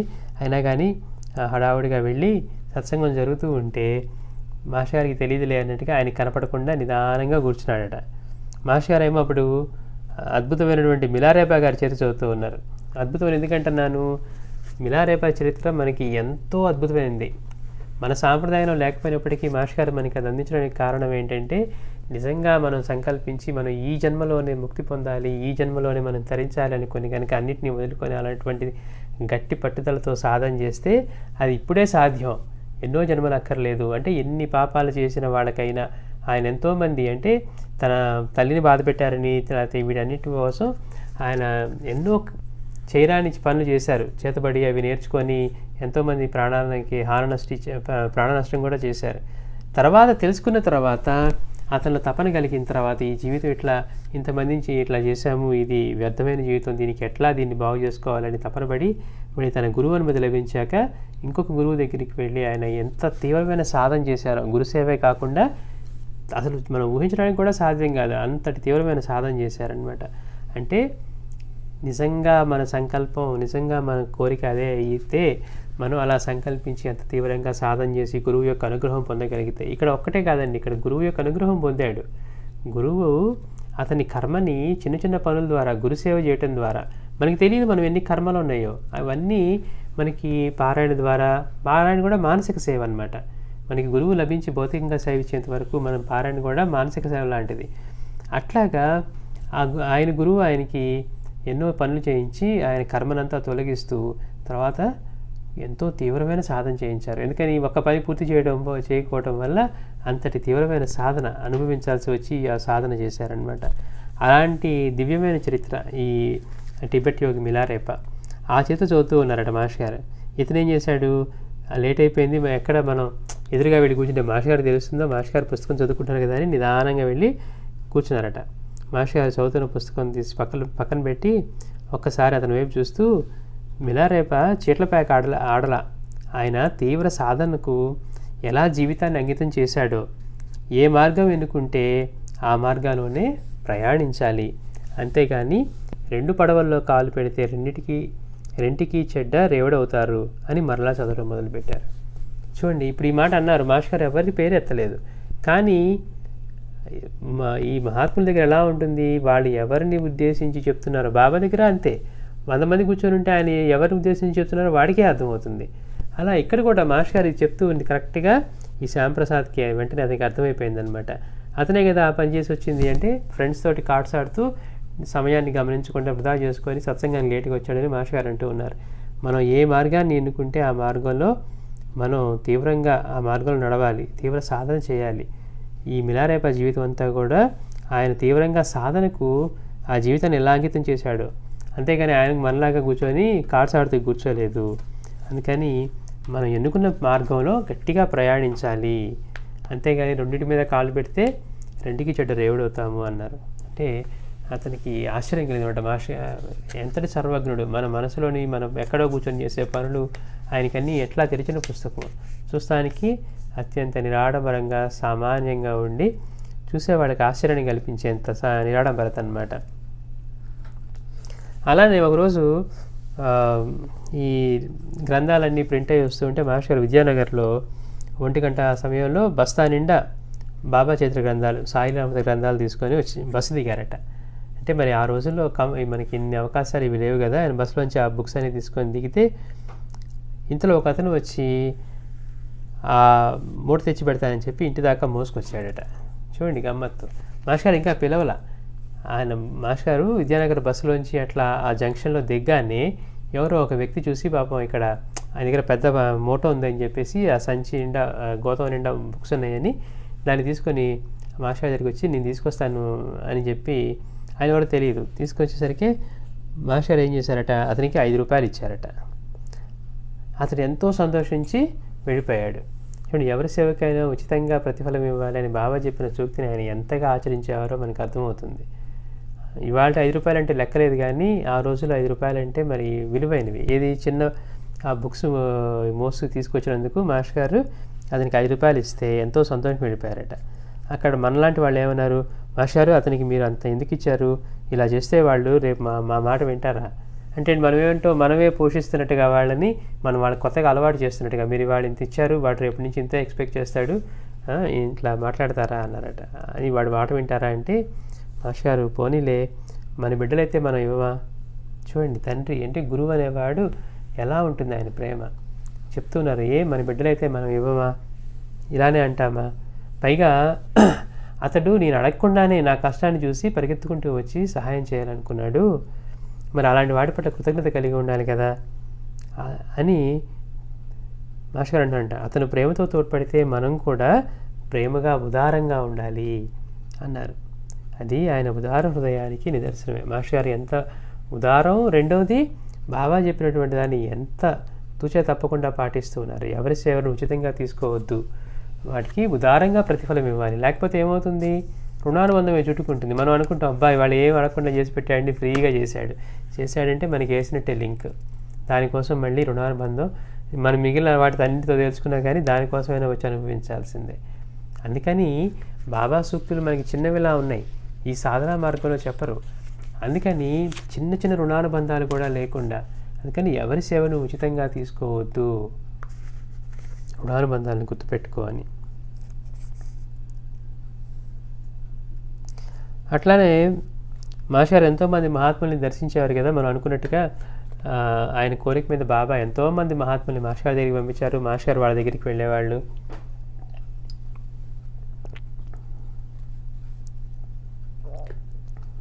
అట్లానే మాస్టర్ దగ్గరికి వచ్చిన వాళ్ళని కూడా ఇదిగో పలానా చోట మహాత్ములు ఉంటే ఆయన దగ్గరికి వెళ్ళు, లేకపోతే మహాత్ముల సమాధులు ఉన్నా కానీ అక్కడికి వెళ్ళి దర్శనం చేసుకోమని చెప్తూ ఉండేవారు. అట్లానే ఒకసారి మాస్టర్ దగ్గర ఒక స్టూడెంట్కి చెప్తే అతను కొన్ని ఆశ్రమాలకు వెళ్ళి వచ్చాడట. వచ్చిన తర్వాత మాస్టర్ గారు అడిగారు, అక్కడ మహాత్ముల విషయాలు ఏంటి చెప్పు అంటే, ఆశ్రమాలు ఎలా ఉన్నాయి అని మొదలుపెట్టాడంట. మాస్టర్ గారు అక్కడ ఇది అక్కడ ఇది అని అన్ని లోపాలు చెప్తూ ఉన్నాడట. అంటే ప్రతి ఆశ్రమంలో అక్కడ మహాత్ముల గురించి వాడి గురించి కాకుండా అక్కడ ఉన్న నిర్వహణ గురించి, అంటే అడ్మినిస్ట్రేషన్లో ఉండే లోపాల గురించి వాటి గురించి అన్నీ ఏకరవ పెడుతున్నాడంట. మాస్టర్ గారు వెంటనే ఓరి వెధవ అక్కడికి వెళ్ళి మహాత్ముల గొప్పతనాన్ని తెలుసుకొని స్మరించి వారి అనుగ్రహం పొందమని పంపిస్తే అక్కడి చెత్తంతా పోగు చేసుకొచ్చావే, కొంచెం మంచి నేర్చుకొని వచ్చిన నీ ఆధ్యాత్మికతకు ఎంతో మేలు జరిగేది అని మందలించారు. అంటే ఇతరులను విమర్శించడం, ఇతరులలో తప్పులంచడం కూడదని మాస్టర్ గారి బోధ. బాబా చెప్పింది అదే. అంటే మన పక్కన వాడి కంట్లో నలుసు చూసే ముందు మన కంట్లో ఉన్న దూలాన్ని తొలగించుకోమన్నారు. అంటే పక్కన వాడిలో తప్పులన్నీ తనమే మనలో ఉన్న దూలం అనమాట. ఎంతసేపటికి వాడికి అది లేదు, వీడికి ఇది లేదు, వాడికంటే నేను గొప్ప, ఇదే మనం ఎందుకని వాడికంటే గొప్ప అన్నది మనం అనిపించుకోవాలని ఐడెంటిటీ క్రైసిస్ అని మనం చెప్పుకున్నాం కదా. అందుకని ఆధ్యాత్మికతలో ఐడెంటిటీని కోల్పోయి సరెండర్ అయ్యి అంతటా ఉన్న ఐడెంటిటీ తోటి మనం ఏకం అవటమే మనం కావాల్సింది. కానీ మనం ఎలా చేస్తూ ఉంటామంటే అలా కాకుండా ఈ ఐడెంటిటీ కోసం తపన పడుతూ ఉంటాం. అందుకని ఎక్కడికైనా మనమైన ఆశ్రమాలకు వెళ్ళినా ఎక్కడికి వెళ్ళినా అక్కడ ఉన్న మహత్యాన్ని, గొప్పతనాన్ని, మహాత్ముని వాటిని తెలుసుకోవాలి తప్పించి అక్కడ నిర్వహణలో ఉండే లోపాలను లేదా అక్కడ జరిగే వాటి గురించి వాళ్ళ గురించి లోపాలను మాట్లాడుకోవటం వల్ల వాళ్ళ శుభ్రపరచడమే కానీ మనకు ఉపయోగపడేది ఏమీ లేదు. మనం ఇంకా పోగొట్టుకోవటం. అందుకే మాస్టర్ అన్నారు అక్కడ చెత్త అంతా పోగు చేసుకొచ్చావే అని. అంటే ఇతరులలో తప్పులు ఎంచడం, విమర్శలు చేయటం ఇవన్నీ కూడా కూడదని మాస్టర్ గారి బోధ. అట్లానే మనం దత్తావతారాల యొక్క ప్రత్యేకత చెప్పుకుంటూ దత్తావతారాలు వాళ్ళు రోగాలు తగ్గించే విధానం కూడా వేరుగా ఉంటుంది. ఏ రోగానికి ఏ మందు ఏదైతే తినకూడదో అదే తినిపించేవారు. మనం కాకా దీక్షిత్ వీళ్ళ విషయంలో చూస్తాం. బాగా తీవ్రమైన జ్వరం వచ్చి 10 రోజులు తగ్గపోయినా కానీ బాబా అనేవారు, నువ్వు ఇంటికి వెళ్ళి బాగా పాయసం, పిస్తా పప్పు, బాదం పప్పు వేసిన ఆ పాయసం తిని పడుకోకు అని చెప్పేవారు. అంటే అట్లానే ఈ శ్యామకి కానీ వాళ్ళకి శ్యామ మొదలతో బాధపడుతుంటే సోనాముఖి కషాయం తయారు చేసి ఇచ్చారట. మళ్ళీ ఇదే తర్వాత అడగకుండా బాబాను అడగకుండా అతనే సోనాముఖి తెచ్చుకొని ఆ కషాయం చేసుకుంటే అది తీవ్రమైందట. మరి బాబా వేసి తగ్గడం ఏంటి, వాళ్ళు సేమ్ అదే మంది వచ్చిన పెరగటం ఏంటి అంటే ఆయన సంకల్పమే. అంటే వాళ్ళు దత్తావతారాలు అందరూ కూడా మనకి మహాత్ములు అందరి చేతిలో చూస్తాం. అది ఒక్క పూట భోజనం చేస్తేనే తట్టుకోలేక ఇక మరణించాలని మెడకి బండ కట్టుకొని నీళ్ళలో దొక్కుతున్న వాడిని దత్తస్వామి శ్రీగురుడు కూడా ఏం చేశారు, అతనికి మంచి మృష్టాన్న భోజనం, గారెలు వీటితో అన్నిటితో కలిపి పాయసం, గారెలు ఇవన్నిటి చేయించి పెట్టి తినిపించి ఆయన్ని రక్షించారనమాట. అంటే దత్తస్వామి యొక్క లీలలు దత్తావతారాలందరికీ కూడా అపత్య భోజనం తోటే వాళ్ళకి ఉన్న రోగానికి ఏ భోజనం అయితే పడదో అదే పెట్టి తగ్గించేవారట. అట్లనే మాస్టర్ గారు నెల్లూరులో ఒకసారి ఒక ఊరికి వెళ్ళి అక్కడ సత్సంగం చేస్తుంటే ఒక పేటలో అక్కడ ఒక హరిజనుడైన బోడయ్య అనే అతను ఉండేవాట. అతను పాపం బాగా ఈ రక్త విరోచనలు, బ్లడ్ మోషన్స్తో బాధపడుతూ ఉండి ఏం తగ్గకపోతే మాస్టర్ గారు పిలిచి, బాగున్నావా అని అడిగారట. మరి హరిజనుడు ఈయనేమో మహాత్ముడు, మామూలుగా అయితే దూరంగా ఉంటారు. మాస్టర్ గారి దగ్గరికి అతన్ని చూసి దగ్గరికి పిలిచారట. 3 సార్లు పిలిచి అతను వచ్చిన తర్వాత బాగున్నావా అని అడిగితే మాస్టర్ గారు చెప్పారంట, అయ్యా నేను 3 నెలల నుంచి ఈ బ్లడ్ మోషన్స్ తోటి బాధపడుతూ ఉన్నాను అని చెప్తే మాస్టర్ గారు ఆయనకి కూడా ఎవరికి చెప్పొద్దు అని చెప్పి ఆ కండిషన్కి ఏదైతే తినకూడదో అదే చెప్పారంట, అది తినమని. అది తిన్న తర్వాత వెంటనే అతనికి అంత 3 నెలలుగా బాధిస్తూ ఉన్న ఆ రక్త విరోచనాలు ఆగిపోయాయి. మాస్టర్ గారు బిషగరువులు అని. అంటే ఈ దత్తావతారానికి సంబంధించిన అవతారాలన్నింటిలో కూడా ఆయన విరివిగా ప్రకటన చేస్తుంటారు ఈ లీల. అపత్య భోజనంతో లేకపోతే ఏవైతే పడవో అట్లానే బాబా దగ్గర కూడా చూస్తాం మనం. ఒకతనికి బాగా ఇట్లానే మోషన్స్ అవుతూ ఉన్నాయని అక్కడ పక్కన కుండ పెట్టుకొని అవసరమైనప్పుడు బయటికి కూడా వస్తున్నాయట. బాబా ఒకసారి గట్టిగా అరిచి అందరినీ పంపిస్తే అక్కడ ఎవరో విడిచిన శనగపప్పు ఉన్నాయట. అవి అలాంటి కండిషన్కి పడవు, కానీ బాబా అవి తినిపించి వాటి చేత కుండలో అక్కడ మసీదులో కుండలో నీళ్ళు తాగించగానే అవి మంత్రం వేసినట్టుగా ఆగిపోయాయట. అంటే అందులో వాళ్ళ సంకల్పమే అనమాట. అట్లా అపథ్యమైన వాటితోటే వాళ్ళు వాటిని తగ్గించేవారు. అట్లా మన మాస్టర్లో కూడా అట్లా అదే కనపడుతుంది అనమాట. దత్తావతారాలు అందరిలో కనపడేది ఆయనలో కూడా అదే ప్రకటమవుతుంది. సర్వజ్ఞత కానివ్వండి, తర్వాత ఇట్లా ఈ అపథ్యమైన వాటిని ఇచ్చి వాటిని తగ్గించడం కానీ. అంతేకాకుండా మనం తెలుసుకున్న బాబా లీలల్లో మనకి ఎప్పుడు బాగా ఉడికే వాటిల్లో మసలుతూ ఉన్న నీళ్ళల్లో చేయి పెట్టి ఆయన వండుతూ ఉన్నప్పుడు గుండెగల్లో చేయబెట్టి తిప్పినా గారిని కాలని చేయి అదే పక్కన వాళ్ళ అంటే ఎక్కడో బిడ్డ పడబోతూ ఉంటే కొలిమిలో పడుతూ ఉన్నాడని చెప్పి ఇక్కడ బాబా దునిలో చేయబెడితే ఆ దునిలో దానికే చేయి కాలింది బాబాకి. అందరూ ఆశ్చర్యపోయారు. అంటే ఏంటి, ఇక్కడేమో ఈ రోజు ఆయన వంట చేసేప్పుడు గుండెగలో చేయి వరకు ఆ కఫ్ని అంతా పైకెత్తుకొని వేరే గరిటెలు పెద్ద పెద్ద గరిటెలు లేకుండా బాబా తిప్పుతూ వాటిని వండేవారు. అది ఆయన సహజ స్థితి. కానీ అదే బాబా చిన్న దునిలో అంటే చూడండి, బగబగా మండే మంటల కన్నా దునికి ఎంత తేడా ఉంటుంది. అక్కడ సడన్గా మధ్యలో మాట్లాడుతూ చేయబెట్టి కానీ చేయి కాలింది. వీళ్ళందరూ ఆశ్చర్యపోయారు. అప్పుడు బాబా చెప్పారంటే తన భక్తులు అక్కడ ఒక భక్తురాలు తన భర్త పిలిచేసరికి ఒడిలో ఉన్న బిడ్డని మర్చిపోయి ధన్మని లేచేసరికి ఆ పక్కన కొలిమిలో పడబోతూ ఉంటే బాబా ఆపారు. అంటే ఇక్కడ మాస్టర్ గారు అంటారు, తల్లి కంటే కూడా బిడ్డని బాబానే ఎక్కువ కనిపెట్టుకొని ఉన్నారు. ఎందుకని? ఆ కుటుంబం వాళ్ళు ఈయన భక్తులు కనుక.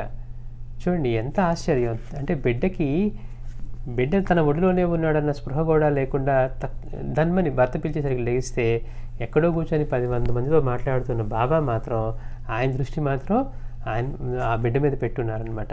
అది ఆయన యొక్క రక్షణ లభిస్తే ఎలా ఉంటుంది అంటే, అందుకని అప్పుడు ఆ బిడ్డ ఆ నిప్పుల్లో పడి అతను పొందవలసినటువంటి ఆ బాధని ఇక్కడ బాబా తన చేయి పెట్టి కాల్చడం ద్వారా బాబా తీసుకొని అనుభవించారనమాట. అలానే ఒకసారి మాస్టర్ గారి దగ్గరికి కూడా ఎంతోమంది వచ్చి చెప్పుకుంటూ ఉండేవారు. ఇప్పుడు మనం గృహస్థులుగా ఉన్నామంటే అందరూ వచ్చి కష్టాల గురించి, రోగాల గురించి, కోరికల గురించి, ఇబ్బందుల గురించి ఇవే మహాత్ములు కనపడితే మనం అన్నీ చెప్పుకుంటూ ఉంటాం. అట్లా మాస్టర్ గారు కూడా ఎంతోమంది బాధలు తాము స్వీకరించేవారట. స్వీకరించి వాటిని తొలగించేవారు. ఒకసారి మాస్టర్ గారి దగ్గరికి ఒక విద్యార్థి వస్తే అతనికి వెనుక పిరుదు మీద గడ్డ లేచి ఉందట. పాపం అతను చాలా బాధపడుతూ ఉన్నాడు. మాస్టర్ గారు కూర్చునే సత్సంగ హాల్లో పక్కన మంచినీటి కొండ ఉండేది. ఆ కొండలోని నీళ్ళు అందరూ అంటే సత్సంగం వచ్చిన వాళ్ళు దాహమైనప్పుడు ఆ నీళ్లు తాగుతూ ఉండేవారు. మాస్టర్ గారు అతను అన్నారంట, నువ్వు లేచి ఆ కురుపు లేచినటువంటి ఆ పిరుదు మీదుగా కూర్చొని గ్లాస్తో ఆ కొండలో నీటిని తీసుకొచ్చి నాకు ఇవ్వు అన్నారట. చూడండి, అతనేమో ఆ విద్యార్థికి వెనక్కి గడ్డ లేచింది, కూర్చోడానికి ఇబ్బంది పడుతూ ఉన్నాడు. మాస్టర్ గారు ఏం చేశారు, నీకు ఎక్కడైతే గడ్డ లేచిందో దాని మీద కూర్చొని అక్కడికి వెళ్ళి ఆ కుండలోంచి గ్లాస్తో నీళ్లు తీసుకుని నాకు తెచ్చి ఇవ్వు అన్నారట. అనగానే అతను అలాగే చేశాడు. వెంటనే అతనికి ఆ కురుపు తగ్గిపోయింది.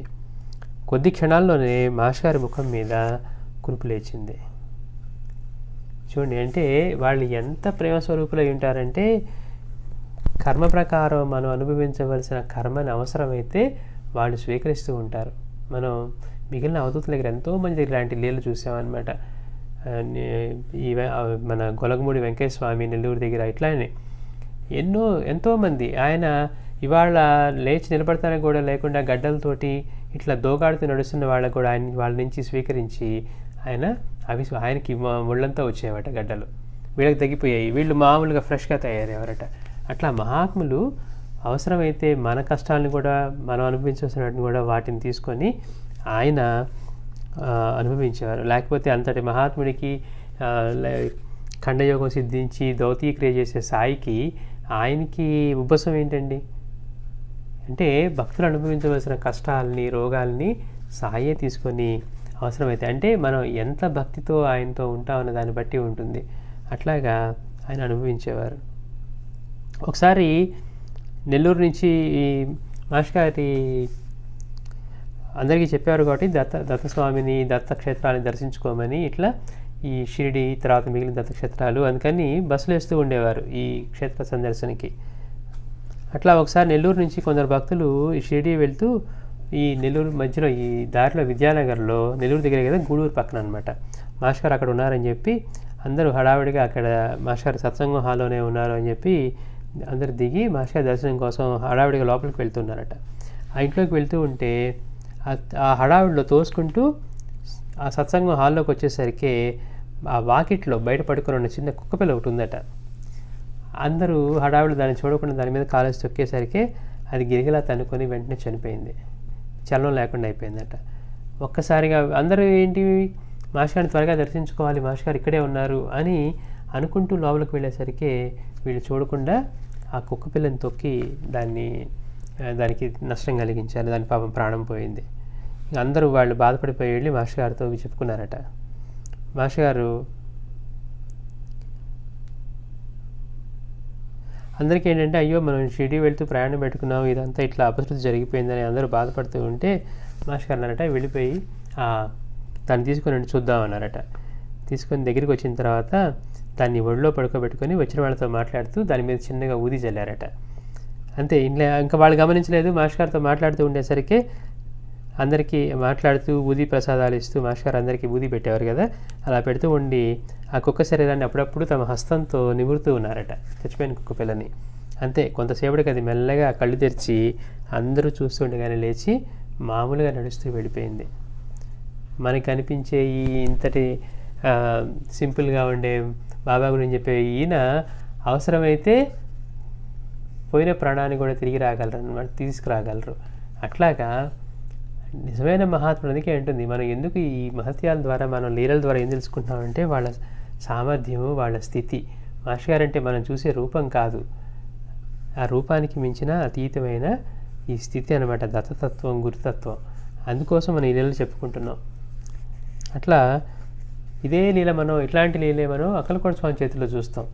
ఒకసారి ఒక పూజ మందిరంలో పూజారి పూజకి సిద్ధం చేస్తూ నేతిని చేస్తూ ఇది చేస్తూ ఉంటే ఒక ఎలుక ఏం చేస్తుందంటే హడావుడిగా వచ్చి ఆ నేతిలో మూతి పెట్టబోతుందంట. అది చూసేసరికి ఇతనేమో ఈ గంధపు చెక్క అరగదీస్తూ ఉన్నాడు పూజారి. అక్కలకోట స్వామి ఏమో అక్కడ ఉయ్యాల మీద బల్ల మీద కూర్చొని ఉన్నారట. అయితే ఈ గంధం చెక్క అరగదీస్తూ అది ఎక్కడ నేతిలో మూతి పెడుతుందో అని ఆ చెక్క తీసి, గంధపు చెక్క తీసి దాని మీదకి విసిరారట. విసిరగానే అది తగిలి అక్కడే పడి చచ్చిపోయింది. అది చచ్చిపోయేసరికి స్వామి చూసి దాన్ని తీసుకురమ్మారంట. దాన్ని తీసుకొచ్చిన తర్వాత ఆయన ఏం చేశారు, ఆ ఎలుకని ఉయ్యాల బల్లకున్న గొలుసు రదరాల్లో నుంచి ఇట్నుంచి అట్నుంచి లాగి ఇలా అన్నారట. అది ఒక్కసారిగా ప్రాణం వచ్చి పరిగెత్తింది. అంటే వాళ్ళు ఎంత వింతగా ఉంటాయో వాళ్ళ ఇవి. కానీ వాళ్ళ సామర్థ్యం చూస్తే అలా పోయిన ప్రాణాన్ని తిరిగి మరుక్షణాల్లో తీసుకొస్తారనమాట. ఇక్కడ మాస్టర్ గారి దగ్గర కూడా అదే జరిగింది. అక్కలకోట స్వామి కూడా అలానే ఒక ఎలుకకి ఆ మరుక్షణంలో ఆయన సన్నిధిలో ప్రాణం విడిస్తే మళ్ళీ ప్రాణం తీసుకొచ్చారు. ఇక్కడ వీళ్ళందరూ అయ్యో షిరిడి యాత్ర పెట్టుకొని వెళ్తూ ఉంటే ఇంత అపశృతి జరిగింది అని బాధపడుతూ ఉంటే మాస్టర్ గారు వాళ్ళని దాన్ని తీసుకురామని చెప్పి దాన్ని ఒళ్ళో పెట్టుకొని నిమురుతూ దాని మీద ఊది చల్లి దానితో మళ్ళీ వాళ్ళ దృష్టి మరల్చి మాట్లాడుతూ వాళ్ళకి ప్రసాదం అవి ఇస్తూ ఉంటే ఒక్కసారిగా అది మళ్ళీ ప్రాణం లేచి వచ్చి పరిగెట్టుకుంటూ వెళ్ళిందట. అది వాళ్ళు తెలుసుకునే లీలలు. ఇంకా ఎన్నో లీలలు ఉన్నాయి. ఇట్లా చెప్పుకోవాలంటే మనం వచ్చేవారు ఇంకొన్ని చెప్పుకుందాం.